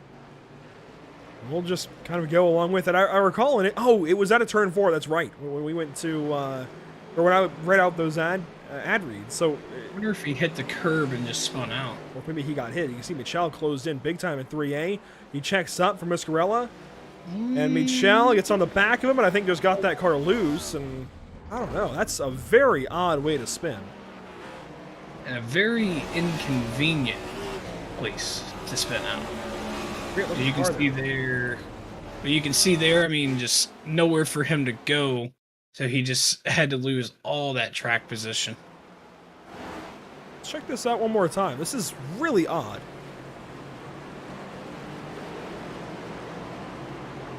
As you'll see, I believe, yeah, Muscarella kind of checked up there. So, I mean, they kind of accordioned in. So you see he kind of hopped the curb, went off track. They all come in together. And then right up there, there's the contact. Yeah, I think it's the contact ultimately. I was questioning if it was the contact or not, but it's almost like, think back to the Gen 5 days where you could get underneath somebody and lift their rear tires off the ground. It's very similar here. Very, very similar. Except he's not actually underneath the car. It's just like it picks the rear tires off. I don't know. That is odd. That one was... Yeah, I don't know. That was a strange problems one. for Jesse Whittington. The K9 Rouge Rescue number 94 is in trouble. I'm not sure. I think that's turn 5. That is definitely turn 5, and he is not moving. Less than 15 laps to go. He just went into turn 5 and just pulled off the track. And we don't usually see full course yellows in iRacing thrown automatically for cars in precarious situations like this. Yeah, like he didn't wreck. Oh, hardware failure, I think. You can see that the wheels moving around, the throttle's now pinned. You can see it there. Okay, he got it fixed. That was a hardware failure. I wonder if his wheel might have recalibrated because he went straight into turn. He was taking turn 5 just fine, and then the car just turned straight left. And, I mean, usually when hardware disconnects, it does lock down left and either on the throttle alone or on the throttle and brakes at the same time, or maybe even just on the brakes. So it's right on board here. He is back on track now. So you'll see it right here. He's turning in. Everything looks fine, and bam. Yeah, that was definitely a hardware failure. But it seems like that might have been just the wheel at first, and he had to recalibrate everything because that's when the throttle got pinned. But you could see from the RPMs that he had throttle and brake control. It's just the wheel that went, which is really weird. I know I had that happen for me, and still on a Driving Force GT. I think it might have happened on my G27, but you can see he was in the top 10. He was ahead of Dakota Curtis, who's 7th now. So he was in the 7th spot. And right there, just the wheel hooks. Yep. That's... Man. This is a very unfortunate, you don't really see hardware failures happen that often anymore. And we've seen 2. Yeah, we've seen 2. I mean, I've had my fair share of hardware take me out of contention on some stuff, but somebody that's not out of contention, Wyatt Bracken, he is wheeling that thing as he got by Joe Sanchez 3rd, and now he is trying to hunt down Kevin Hurley P2. And these guys are slowly catching Lawson Peel. They're not making up a ton. They made up about a second or so since we last visited these guys back here in 2nd and 3rd. I wonder if it's more so them catching him or Lawson using the advantage that he's got and keeping his tires cool, right? Just keeping himself in line, not wanting to push anything too bad. And worst case scenario, if they do catch him, he can save a little bit of tire and be in a better spot when they do catch that 53 car to at least battle them and hold them off. Yeah, I mean, if I was Peel right now, I wouldn't even be really worried about trying to gap it even more. Use what you can right now. I wouldn't say necessarily. I wouldn't say go on a Sunday drive by any means, but definitely back it down a little bit. I mean, you're coming on 10 to go. You have a 2-second buffer right now. Try to save what little bit you can, and then what little bit you do save, I mean, could be the difference of, winning the race and finishing 3rd. Here's an auxiliary battle to the rest of the field, pretty much. This is 11 and 12, just outside the top 10. Chris Progar and Parker Bland, both keeping their cars nice and clean today, as you can see. Love this paint, by the way, from Parker. We won't go too much into detail, obviously. I know that can be whatever, but love just the effort. I love the color scheme. Yeah, it's well done. Oh, yeah, very well done, and it's just... I do like the transition from the side of the car to the hood, and then let alone, I mean, the roof. I mean, it's different, and I like it very much. Actually, one thing I did see that we actually haven't touched on today at all, the right front brake rotor on that machine is glowing. We've seen it a bit into 11, but yeah, we haven't seen it much. I mean, with the track temp, I can certainly see it. We've cooled down a little bit as we get later into the afternoon, and the shadows get a little bit longer. We're down to 126-degree track temp. You can see it glowing there at turn 11, but you're right. I mean, the brakes are warm, for sure. Yeah, I mean, you can see it there. Air temp's only dropped about probably half a degree, but track temp, I believe, it was 138 when we started, or in qualifying it. It was, So, yeah, I mean, it was 138 or so, yeah. It was insane. It's dropped about 12 degrees. I mean, doesn't seem like a lot, but 10 degrees on a hot track like that, I mean, they're going to have a little more grip now than they did versus when they started, but they've also rubbered down the track quite a bit.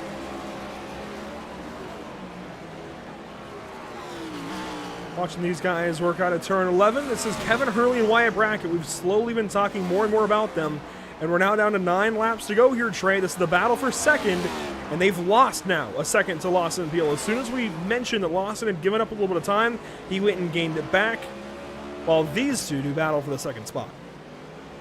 He's listening in on us, and he was just like, oh. And decided to kick it into high gear, or I'm not sure, but you can see there on the scoring, he's starting to pull away a little bit more as Wyatt Brackett just sent it into turn 4 right there and lost a little bit of time on the brakes. A little bit later, he's going to send it way down in there and all over the back bumper of Kevin Hurley. Ooh, Lawson's on the back end of Travis Stevens. Lap traffic. Stevens already 1 lap down, doesn't want to go 2 down. Holding him up for just a little bit of time, and this could be the only thing I think that holds Lawson Peel away from a win. Lap traffic getting away. I was about to say right there, if he can. Oh, here we go for second. Brackett finally gets that spot away. I mean, that was a textbook pass right there. But what I was saying for Peel is that if he could just be patient for about another 5-10 seconds, wait till he gets into turn 11, he'd be able to get by clean. You know, I wouldn't want to risk anything this late into the race with a lap car. You know, just wait a minute. You've got a 4-second buffer. You know, just let it go. And obviously that's what he did. And now he's got another car, you know, in the buffer zone with that. But, you know, we see there now, Whoa. they've almost... Ooh, they're actually gained about a second back there. That was a close one. Is that Justin? No, that's Joseph Mahar in the 19 car, and he's going to pull off to the side in the Chewy number 19, and he might be done for the day. I'm trying to find an angle that shows us the view of the damage, but I'd imagine that right front is the issue. Yes, it is. There we go. Oh yeah, because you could even see it from the attitude of the car. Just how it was sitting. Now, where does this happen? Oh, this happens back in the hairpin, it looks like. He's been having problems for some time. And is it the tires? Yeah, it's the tires. Oh man. Oh, we got the wall a ton on the exit, too. I'm shocked it didn't break his left front either. Honestly, yeah. Because that was a pretty, I mean, straight on left front. I mean, that was an abrupt hit. Mahar does make it to the pit lane, albeit already over 1 lap down. And very much out of this race, now down to 15th spot. Although, you know what, he started 24th, and depending on how the rest of this goes, he might not lose enough spots to drop behind 24th. So he might be okay. At least versus his starting spot, although that's not going to help him. Of course, losing brakes, trying to come to a stop at the pit lane. It's not a great day to be right front or left front tires. No, not a good day at all. Kevin Hurley trying to reel Wyatt Brackett back into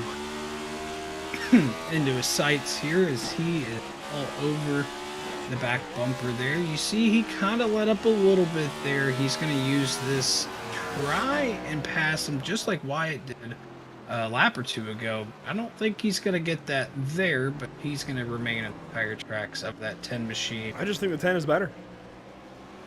I mean, really from do. what we've been seeing, I mean, I'm not going to say that's a bad thing there. So coming across the line was a 17.0. and a 16.9 for Hurley. So, I mean, that time by was only about a little less than a tenth of a second. But Sanchez further on back was actually a little bit quicker than both of them. So, I mean, he's not too far behind him, but he's far enough. We'll see if Sanchez can maybe run these guys down. 6 laps to go, last time by the start-finish line. Meanwhile, Parker Bland, Chris Progar, they're still battling. Here they go. Out of turn 10, down to turn 11.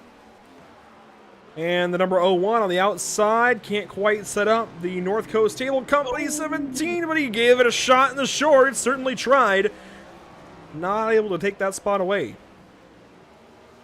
And he had me clenching in my chair, and you know, I'm not even the one driving. Code Brown. I mean, maybe it's because it's the 01. You know, I see my number on the car, and you know, it just made me think. I don't know. Took me back to the Indy 500. I'm having flashbacks. Oh boy.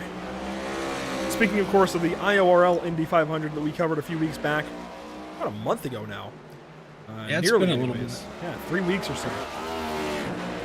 By all means, feel free to check that one out. That was a fantastic race, great finish. A lot happened there at the end. But while these guys come down to their own finish, Ray Rogers, Austin Shoemaker coming close together as well. These guys for 9th and 10th, we've not seen much of either one of these two. And suddenly, they're both going to collect top 10s if things go right, if things don't go wrong anyways. I know it's difficult for things to go according to plan anytime you come to a road course with stock cars, but these two are looking pretty good. Hey, let's kind of touch up on what I was saying earlier before the race started. You know, I mean, this is a race of patience and a race of attrition. And attrition has definitely, you know, came in a factor for Rogers and Shoemaker. I mean, they're there at the end. You know, unfortunate things have happened for other people, and honestly for them, I mean, it worked out in their favor. So as long as they can bring it home, and right there, I mean, they've got a decent enough gap. You see the gap from Progar and Shoemaker, another 7 seconds. So, I mean, as long as they can keep it on track and keep it clean, I mean, they're going to bring a nice points to. Although no day has been as big as this one, I think, for Daniel Michel. And you see Brackett does go purple. He's putting down some great laps to Lawson Peel right now. This is worth talking about as Lawson's in lap traffic. Wyatt Brackett just went purple that lap at a 1:15.473. That is 1 second faster. Well, 9/10 faster than Lawson Peel's last lap. And Lawson, dealing with this lap traffic, finally gets by both of these cars. One of them, I think, is Sean Kalis in the 43. No, it's Garrett Brown, and then Steven Stempian. Now, could Stempian play into Peel's favor? Their teammates. Just about, you know, I was just thinking that. I was like, okay. You know, I was talking about the team strategy earlier. This might be where that comes into play. Because obviously they know Wyatt is on rails and he's coming. I mean, I don't think he's going to send it in here. I mean, he may prove me wrong. There goes. Stempian locks up. We'll get out of the way. Fair play there from Steven. You know, I respect him for that, but I also would have respected him, you know, for trying to help his buddy out. But honestly, with how this is going, I'm kind of glad he let him go, because this is going to shape out to be a very nice battle. 3 laps to go, 1.5 seconds. Wyatt's got to make up a half second each lap, and that starts now. Daniel Michel, Alex Piscarella, they're still close out of turn 2, but no position change yet. Same with Ray Rogers and Austin Shoemaker, even Chris Progar and Parker Bland, as Progar got a little bit out of shape there. Parker taking a look. This is turn 10. Parker started to drift this car. He's getting loose. Progar too. These guys are getting real loose. Their cars are evil handling. Progar protects the inside of turn 11. Parker on the outside. Contact a little bit there. But on a road course, that's almost expected. He's going to get that pass made. Wyatt Brackett off the track in the grass. Almost contact there with Kevin Hurley. So looks like that might just give the race to Peel, as they're going to have a battle for second. But man, Wyatt Brackett was just unfortunate there. I mean, just had it almost in the palm of his hand. Let's go ahead and take a look back here in a second as to what happened for Wyatt Brackett. We have now taken 2 laps to go. We've got to see what happened here. Wyatt was doing so good. I really thought he had a chance to go win this race. He's starting to slip and slide as he's off track right now as well. You'll see it here. He kind of goes off right there. It all started with him just pushing, getting those laps in. You've got to go almost like 90% right now. The tire is so hard as well. It's not taking the heat well. You overheat the tires, you use them up too much, and you're going to lose grip, of course. That's the case with any tire. It seems like it's such a hard compound. Like Kyle Busch said, actually, today in the NASCAR race, it's like ice skates. It's like you're on ice. And certainly that was true for Wyatt Brackett right there. There's no grip. He's fighting that car. I mean, I'm watching him right now, and that car is all over the place. Meanwhile, here we go. Lawson Peel will come through turn 12 and take the white flag presented by Whiplash Sim Cams. 1 lap to go, 2 miles left for Lawson here at Sonoma, and a problem for Muscarella. He's around in turn 11. That gives the top 5 to Daniel Michel, and the 48 car at Sonoma, unfortunately, not having a good day, and even clips Stevens and sends Travis Stevens into a spin. And Stevens was fighting for position with his teammate. Those 3 are all teammates. Oh, man, a hectic last 2 laps. That was Warren Kyle Keith that went by the 2 car. Oh, goodness. This is the battle for second. Down to turn 5 behind Steven Stempian. Stempian not a teammate to either one of these two. Kevin Hurley on the inside, protecting through 5 over Wyatt Brackett. That's how close they are for the second spot. Yeah, nose to tail here going through the S's. This is where he had the problems last time. He's still sliding. He's going to lose a little bit of the time there. What we're going to have to watch for is going into the hairpin. You see Lawson Peel is just all by himself, and he's in his own zip code. Wyatt Brackett sending it on the outside. There's contact. He's might be some more contact there, but he's not going to get it. He's in the wall. And it's the checkered flag for Lawson Peel. He takes win number 3 on the season. That's big for car 53. Going to victory lane on the 2nd straight road course of this season. That is big. Hurley 2nd, then Brackett, Sanchez, Michel across the line. Muscarella will hang on to the 6th spot. Dakota Curtis will go 7th. The first battle in line to come to the start-finish line is these two. Ray Rogers, Austin Shoemaker for 9th and 10th. In all of that mayhem, Trey, as Shoemaker's not able to make a move, Parker Bland did take the 11th spot away from Chris Progar. They had a fantastic battle lasting, 10, 15 laps? Yeah, I mean, they had a huge battle going on. I mean, I was just kind of, scouting on throughout the field, and they were putting on a heck of a show.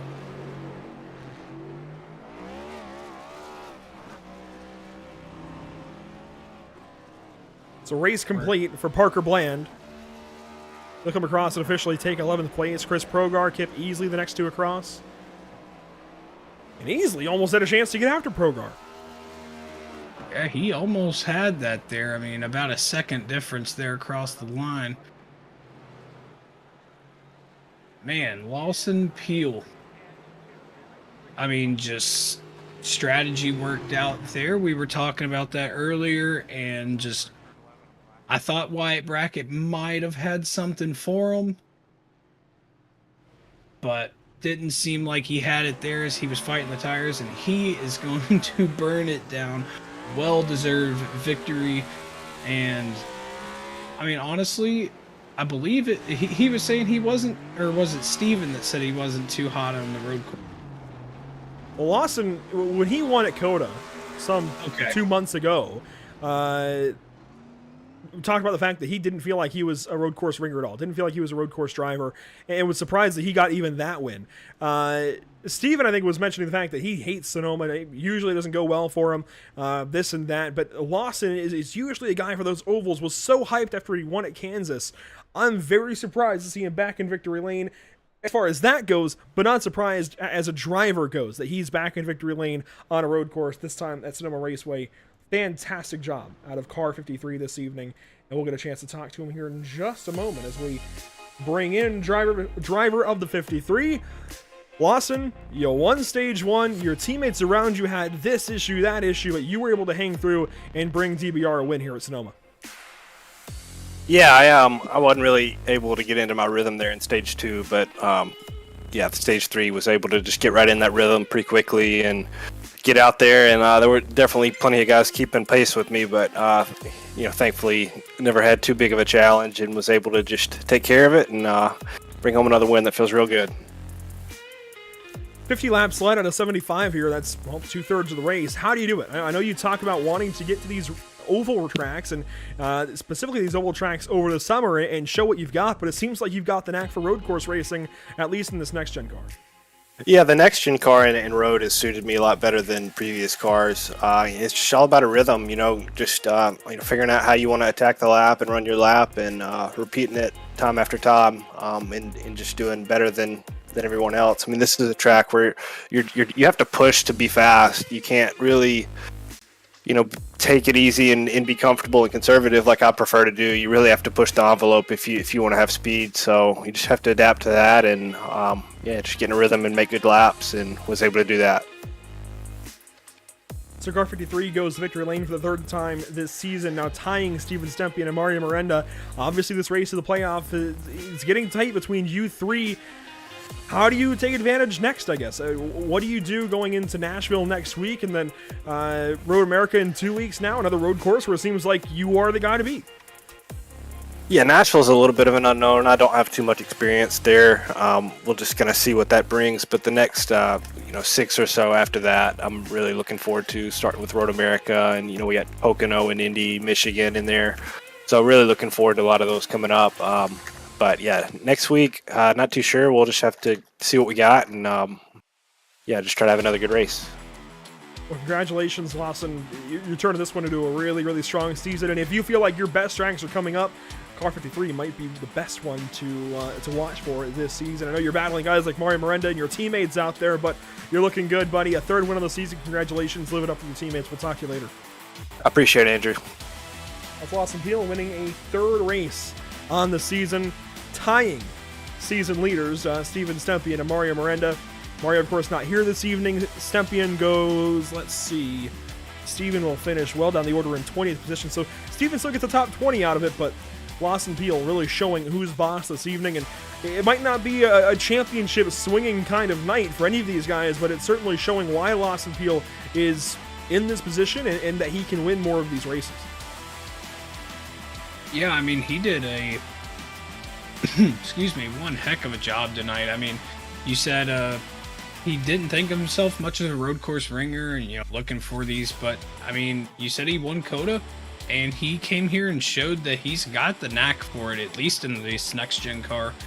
And just from what I've seen here, I mean, me and you kind of saw it at the Roval testing for the next gen car. I mean, these cars are a blast to drive on road as well as watch on road. So I mean, he's got the knack for it, and I'm ready to see what he does going on further into the season because, I mean, great points, Dave.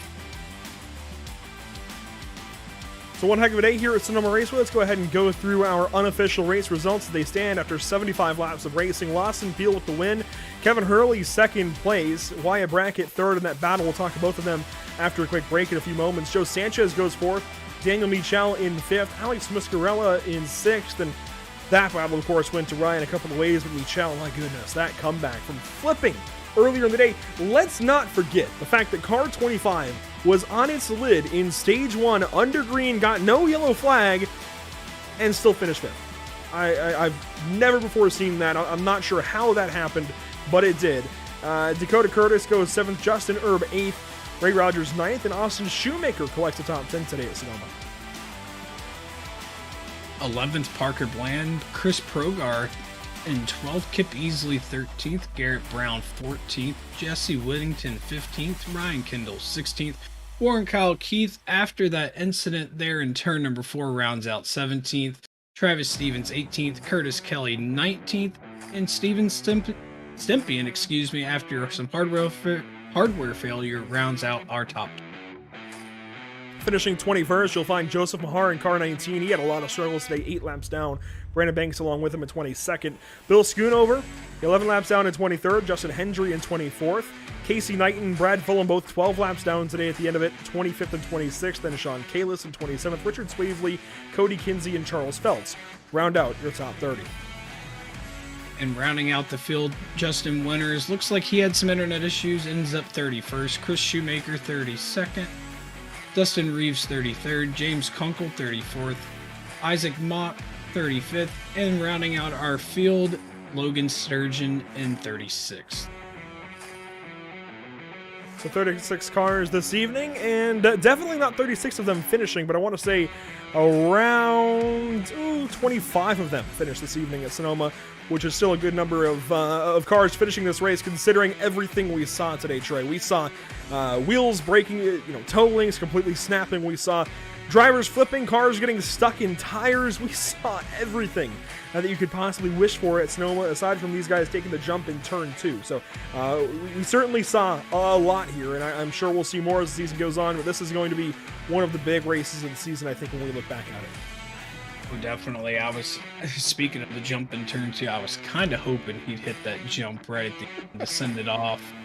But, I mean, that's what I would have done, but, everybody does their own victory celebration, but yeah, definitely what you said, one heck of a race, and definitely one these guys are going to remember. I'm going to remember it. I had a heck of a time doing this race, and we saw everything under the sun tonight, and honestly, when it comes to Sonoma, I couldn't ask for anything different.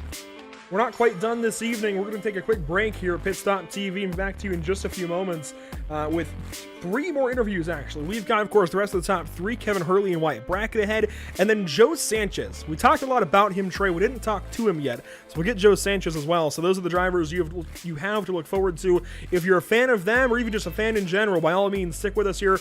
We'll be right back at PitStop TV from the Sonoma Raceway with the MPI Cup Series.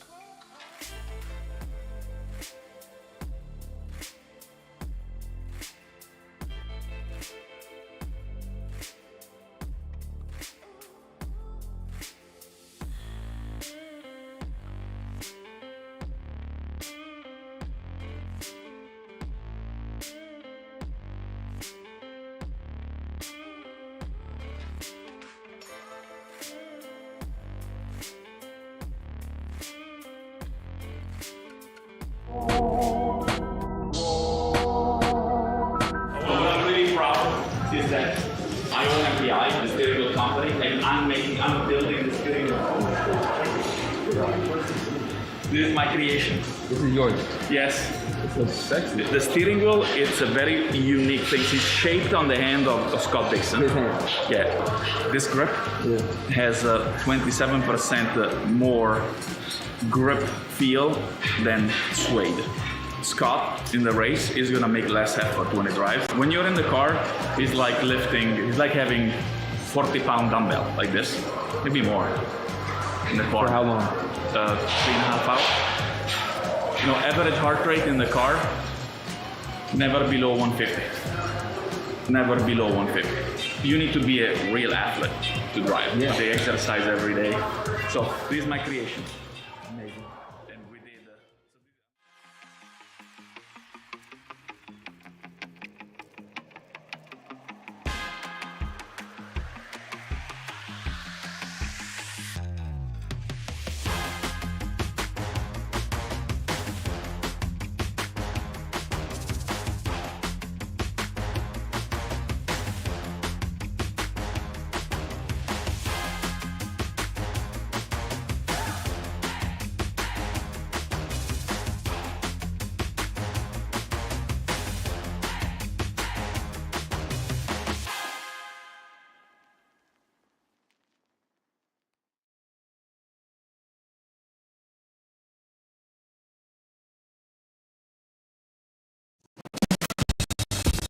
Fuller, Yeah, needed F-150 for Smith build. got it.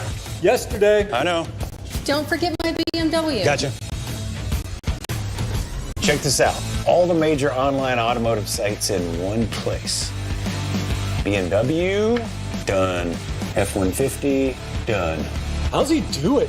I can search nationwide, even those classified sites. Auto Tempest, all the cars, one search. That's how I do it.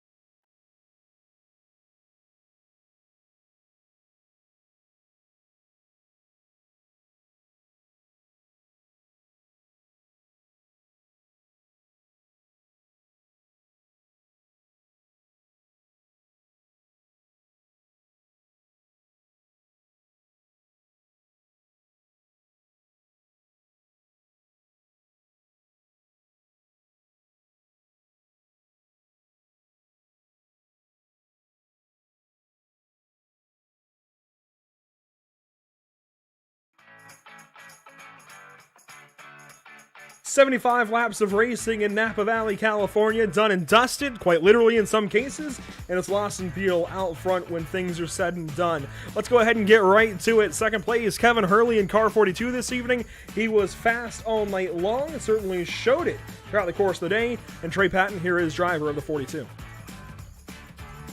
Kevin Hurley rounds out tonight in P2, and man, you've had one heck of a night. You were up front most of it, started off P5, rounded out P2, as low as 13th. I mean, man, that we'll get to the battle with Wyatt there at the end, but I mean, you just put on a heck of a show tonight. I mean, I know you're kind of getting back into the ringer of things here, coming back into the series. I mean, so with that coming back in, I mean, a P2 to end the night off is not bad. No, it's not. I'm really happy about that, especially since in Gateway, I caused the first caution because I was really nervous getting back in on like lap 4, and then finished in like 30th because my car got blown up in a gigantic wreck on the final stage.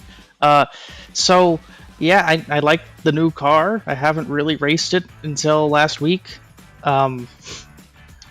Yeah, no, I'm happy to be second. The thing with Wyatt was really, really, really fun. We almost wrecked like 4 times in the last 10 laps. Oh yeah, we had you guys under a microscope, and then we saw earlier, I can't remember exactly who you had contact with. Andrew might remember. It broke the left front on it, and we thought you might have had right front damage, and we weren't sure. And then we saw you laid down one of the fastest laps of the session. And obviously, I mean, so you said this is, you haven't driven this car until last week. So, I mean, you took the new car and on a road course, and I mean, you just almost became the class of the field. It's a better road car than the old one. I'm a lot of people don't like this thing. I like it. I like that it doesn't have side force. So when you drive it on, especially at ovals, when you drive it on the limit, you actually have to work to keep it from spinning. But here, yeah, I think I know what you're talking about. There was someone at the top of the hill, and I think it was turn 3, turning right, was right in the apex after cutting across the grass, and I almost clipped him. And after that, I had to get myself like gathered back up, and I set a really fast lap. I wish I was more consistent, and I would have been able to put some pressure on Lawson if I were. So with consistency on mine there, we were kind of doing some talking with some of the drivers, and from what we were saying, that tire wear was, I guess, pretty consistent. That we found out was a kind of a harder compound, especially with how hot the track was tonight. I mean, the track temp didn't drop below 125 degrees tonight, and we saw you guys kind of slipping and sliding. Was tire wear really an issue going into it, or was it fine to keep older tires? It was almost smart to keep older tires. So I think it was me, Lawson, and oh man, who finished fourth? That was Sanchez. We all pitted right before the final stage break because when you have the cold tires, you can't put power down. They're cold, and the track is really, really, really hot, and you just kind of slide around if you put any power down. So we just got a 2.5 laps basically of heat put into them that no one else did. So when you watch the beginning of that stage, we sort of pulled away for the first few laps of it. We had some breathing room behind us. You would slide more on the older tires, but they were reliable. You wouldn't spin, if that makes any sense. You could keep the car under control, whereas on the brand new tires, you might be able to put the car in a tighter radius, but if you put too much power down, whereas the old tires would grip, the new ones would you could spin. So going back towards the battle with you and Wyatt, was there anything different you would change with that to maybe where you thought you could have pulled in the 53 there at the end? Yeah, I was horrible out of the hairpin the entire race. I was really good up the hill, up until that right-hander. Really, I would gain like 4 or 5 tenths if I got it correct. But out of the hairpin, I would lose 4 or 5 tenths every single lap. So, I guess the whole race, you'll see me stuck on someone for most of the course, and then we get to turn 11. And they gap me. I catch back up. It happens again the next lap. They gap me, and eventually they'll have to make a mistake, and I'll get alongside them and pass. But if I was going to pull away from Wyatt and catch Lawson, I would have had to. I couldn't figure out the exit of the hairpin. If I could have figured that out, I would have been able to put pressure on first. Well, definitely nothing to hang your hat on down tonight. I mean, a P2 finish to round out Sonoma. I mean. So before we let you go on that, we're going to give you the floor to thank anybody, sponsors you want to say hey to. I'm pretty much running Warren's car right now, sponsors included, so I don't have any personal sponsors to thank. I know my dad's going to watch this tomorrow when he's off of work. So hello. I did well. It was worth watching, unlike last week. That's pretty much it. Yeah. Alrighty, well, congratulations on a P2 finish. Definitely one to be proud of, and good luck going into next week and going on forward, and we wish you the best of luck. Thank you. You have a good night, and that is our P2 finisher, Kevin Hurley. And we're going to throw it back over to Andrew, and I believe we have Wyatt Brackett. Yeah, a big shout out to Wyatt for hanging with us. Wyatt, car 10 was good all day long. It seemed like it got better as the day went on, though. You even went purple there at the end, maybe even running the fastest lap of the race by the end. I think you held on to that. What was the car like out there? Tell us about it. How'd your race go?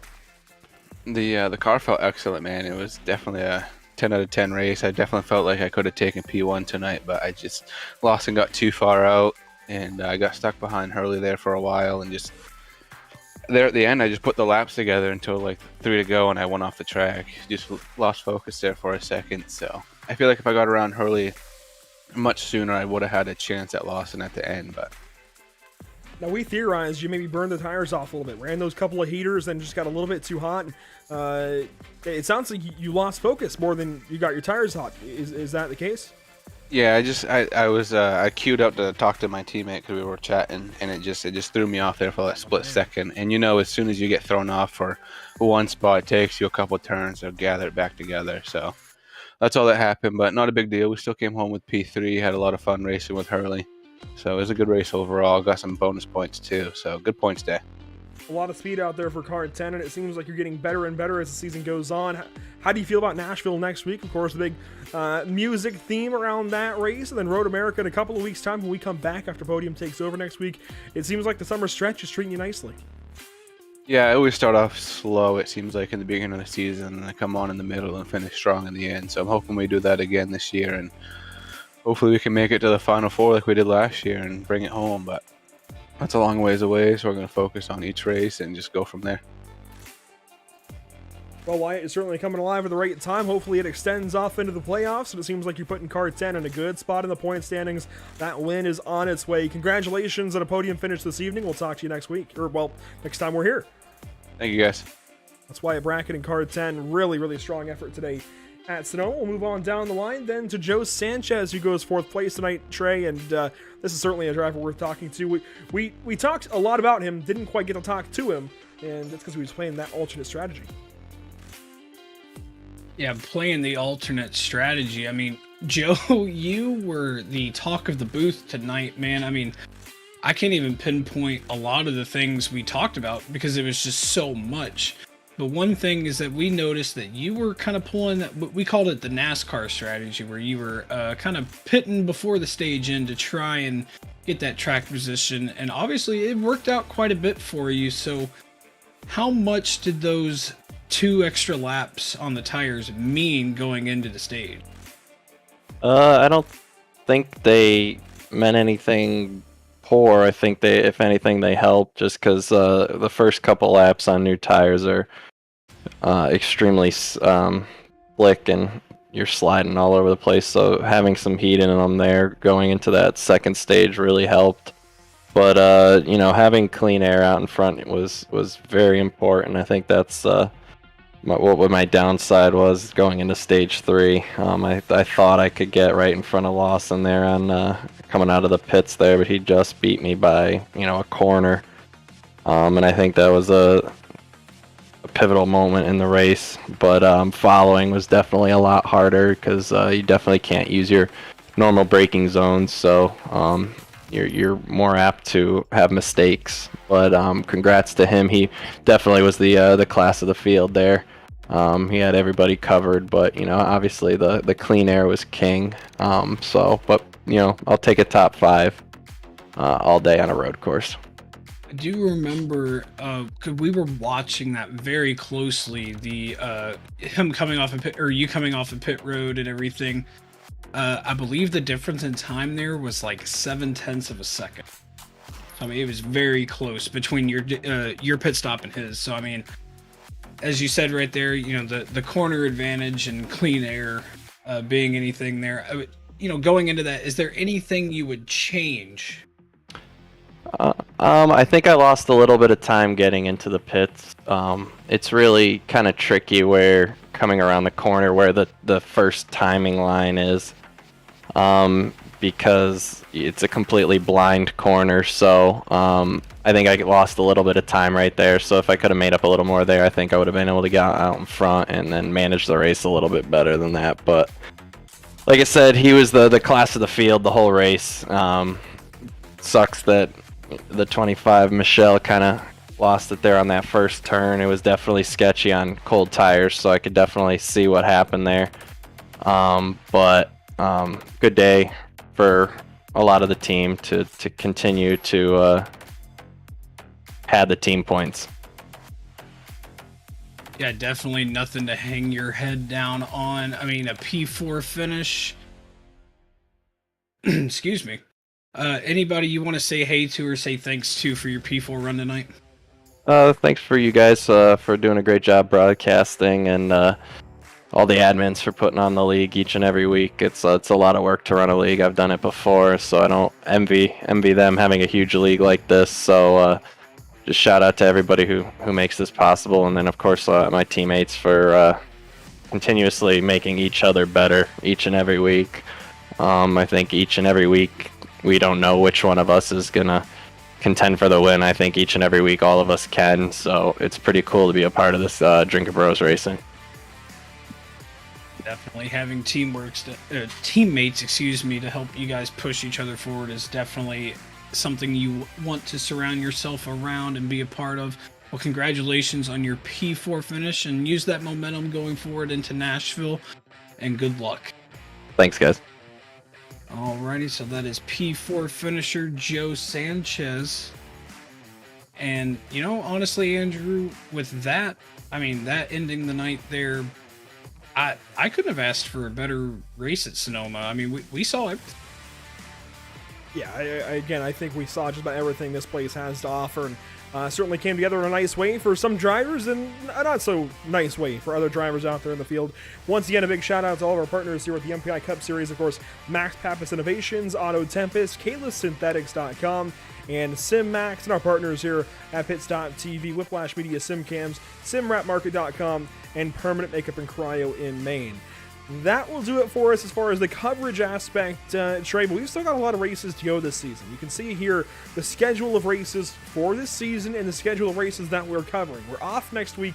For a coverage standpoint, Podium Esports picks things back up at Nashville on Sunday for Father's Day at Nashville Superspeedway, and then we're back for Road America, and then on to Atlanta Motor Speedway, New Hampshire Motor Speedway, Pocono Raceway, Indianapolis Motor Speedway, where I believe we're running the oval, not the road course. Then Michigan International Speedway, Richmond Raceway, and Watkins Glen International before we hand things off to Podium Esports one more time for the Daytona International Speedway, the playoff cutoff race. A lot is going to happen in these races. When we come back from Road America in 2 weeks, Trey, we're going to have, 8 races to go in our coverage, 9 races to go in the regular season. And the time is running out. As we've been talking about more and more in these last few weeks, time is running out to get yourself into the playoffs, to get yourself that first win of the season, and to just take that monkey off your back. And then, of course, when you unload at Darlington, it starts all over again. And same thing at Texas, and same thing at Las Vegas. Every time you go into each one of these rounds, there's that monkey right back on your back. You've got to win one of those races and lock yourself in.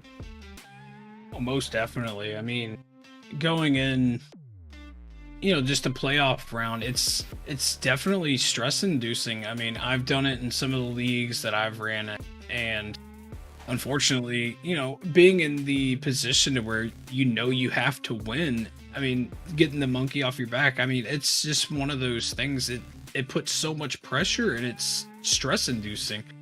And with the amount of competition in this league, I mean, I couldn't even imagine the pressure these guys are going to be going under once they hit Darlington.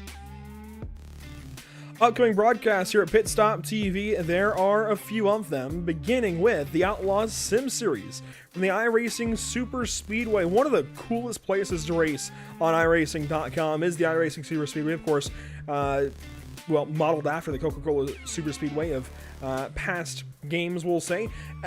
3-mile super speedway, insane banking in the corners, long straightaways. It looks like Martinsville, just 6 times larger and probably 6 times faster as well. It is huge, it is fast, and the Outlaw Sim Series takes these same NASCAR next-gen vehicles to the iRacing Super Speedway this Wednesday. Now, with this new damage model, Trey, that's going to be interesting. Oh, 100%. I might have to tune into that one if I'm not at softball this week, but that one's going to be very interesting to see, and with how fast everything's going to be at iRacing Speedway. And Thursday, you can see the North American Racing League back on our calendar. Thursday evening, 8:30 Eastern, Porsche Cup Cars coming back for a second season with NARL, and we unload in Japan at the Okayama International Circuit for race number 1 of 8 before we, of course, head on to the rest of the season. And that's it for the week. We just have Wednesday and Thursday, then a weekend off. Monday evening, we don't have it here on the graphic, but Monday evening we do have a special event with GT3 cars at Circuit of the Americas. We'll hear more about that after Wednesday's Outlaw Sim Series show.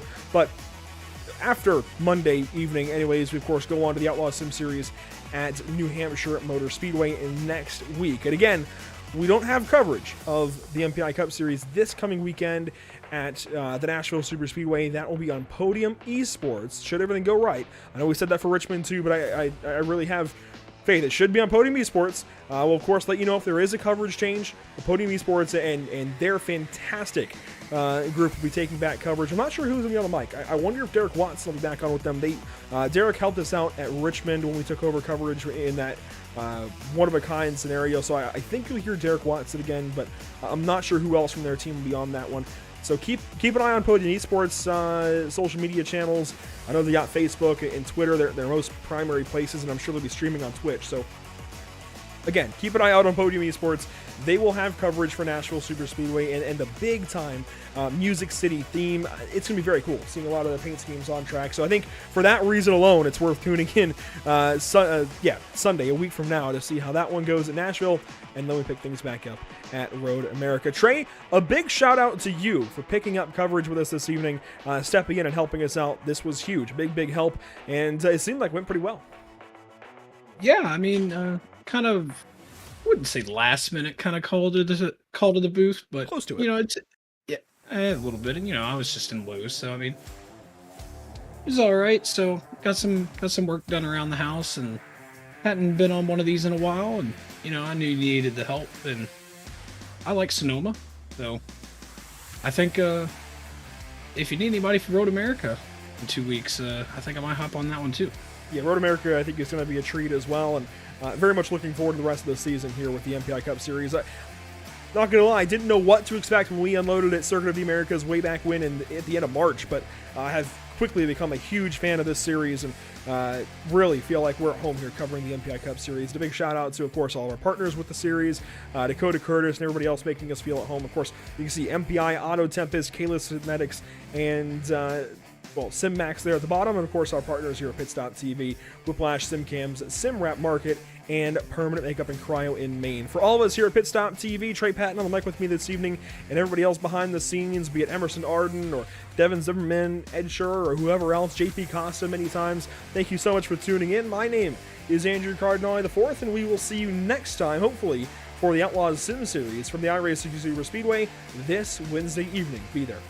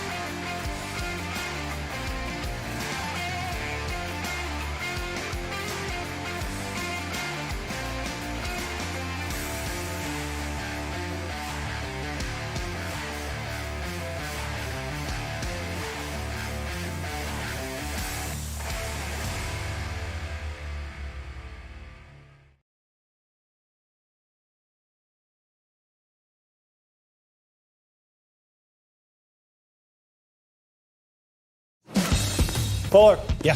Needed F-150 for Smith build. Got it. Yesterday. I know. Don't forget my BMW. Gotcha. Check this out. All the major online automotive sites in one place.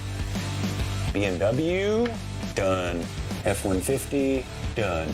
How's he do it? I can search nationwide. Even those classified sites. Auto Tempest, all the cars, one search. That's how I do it.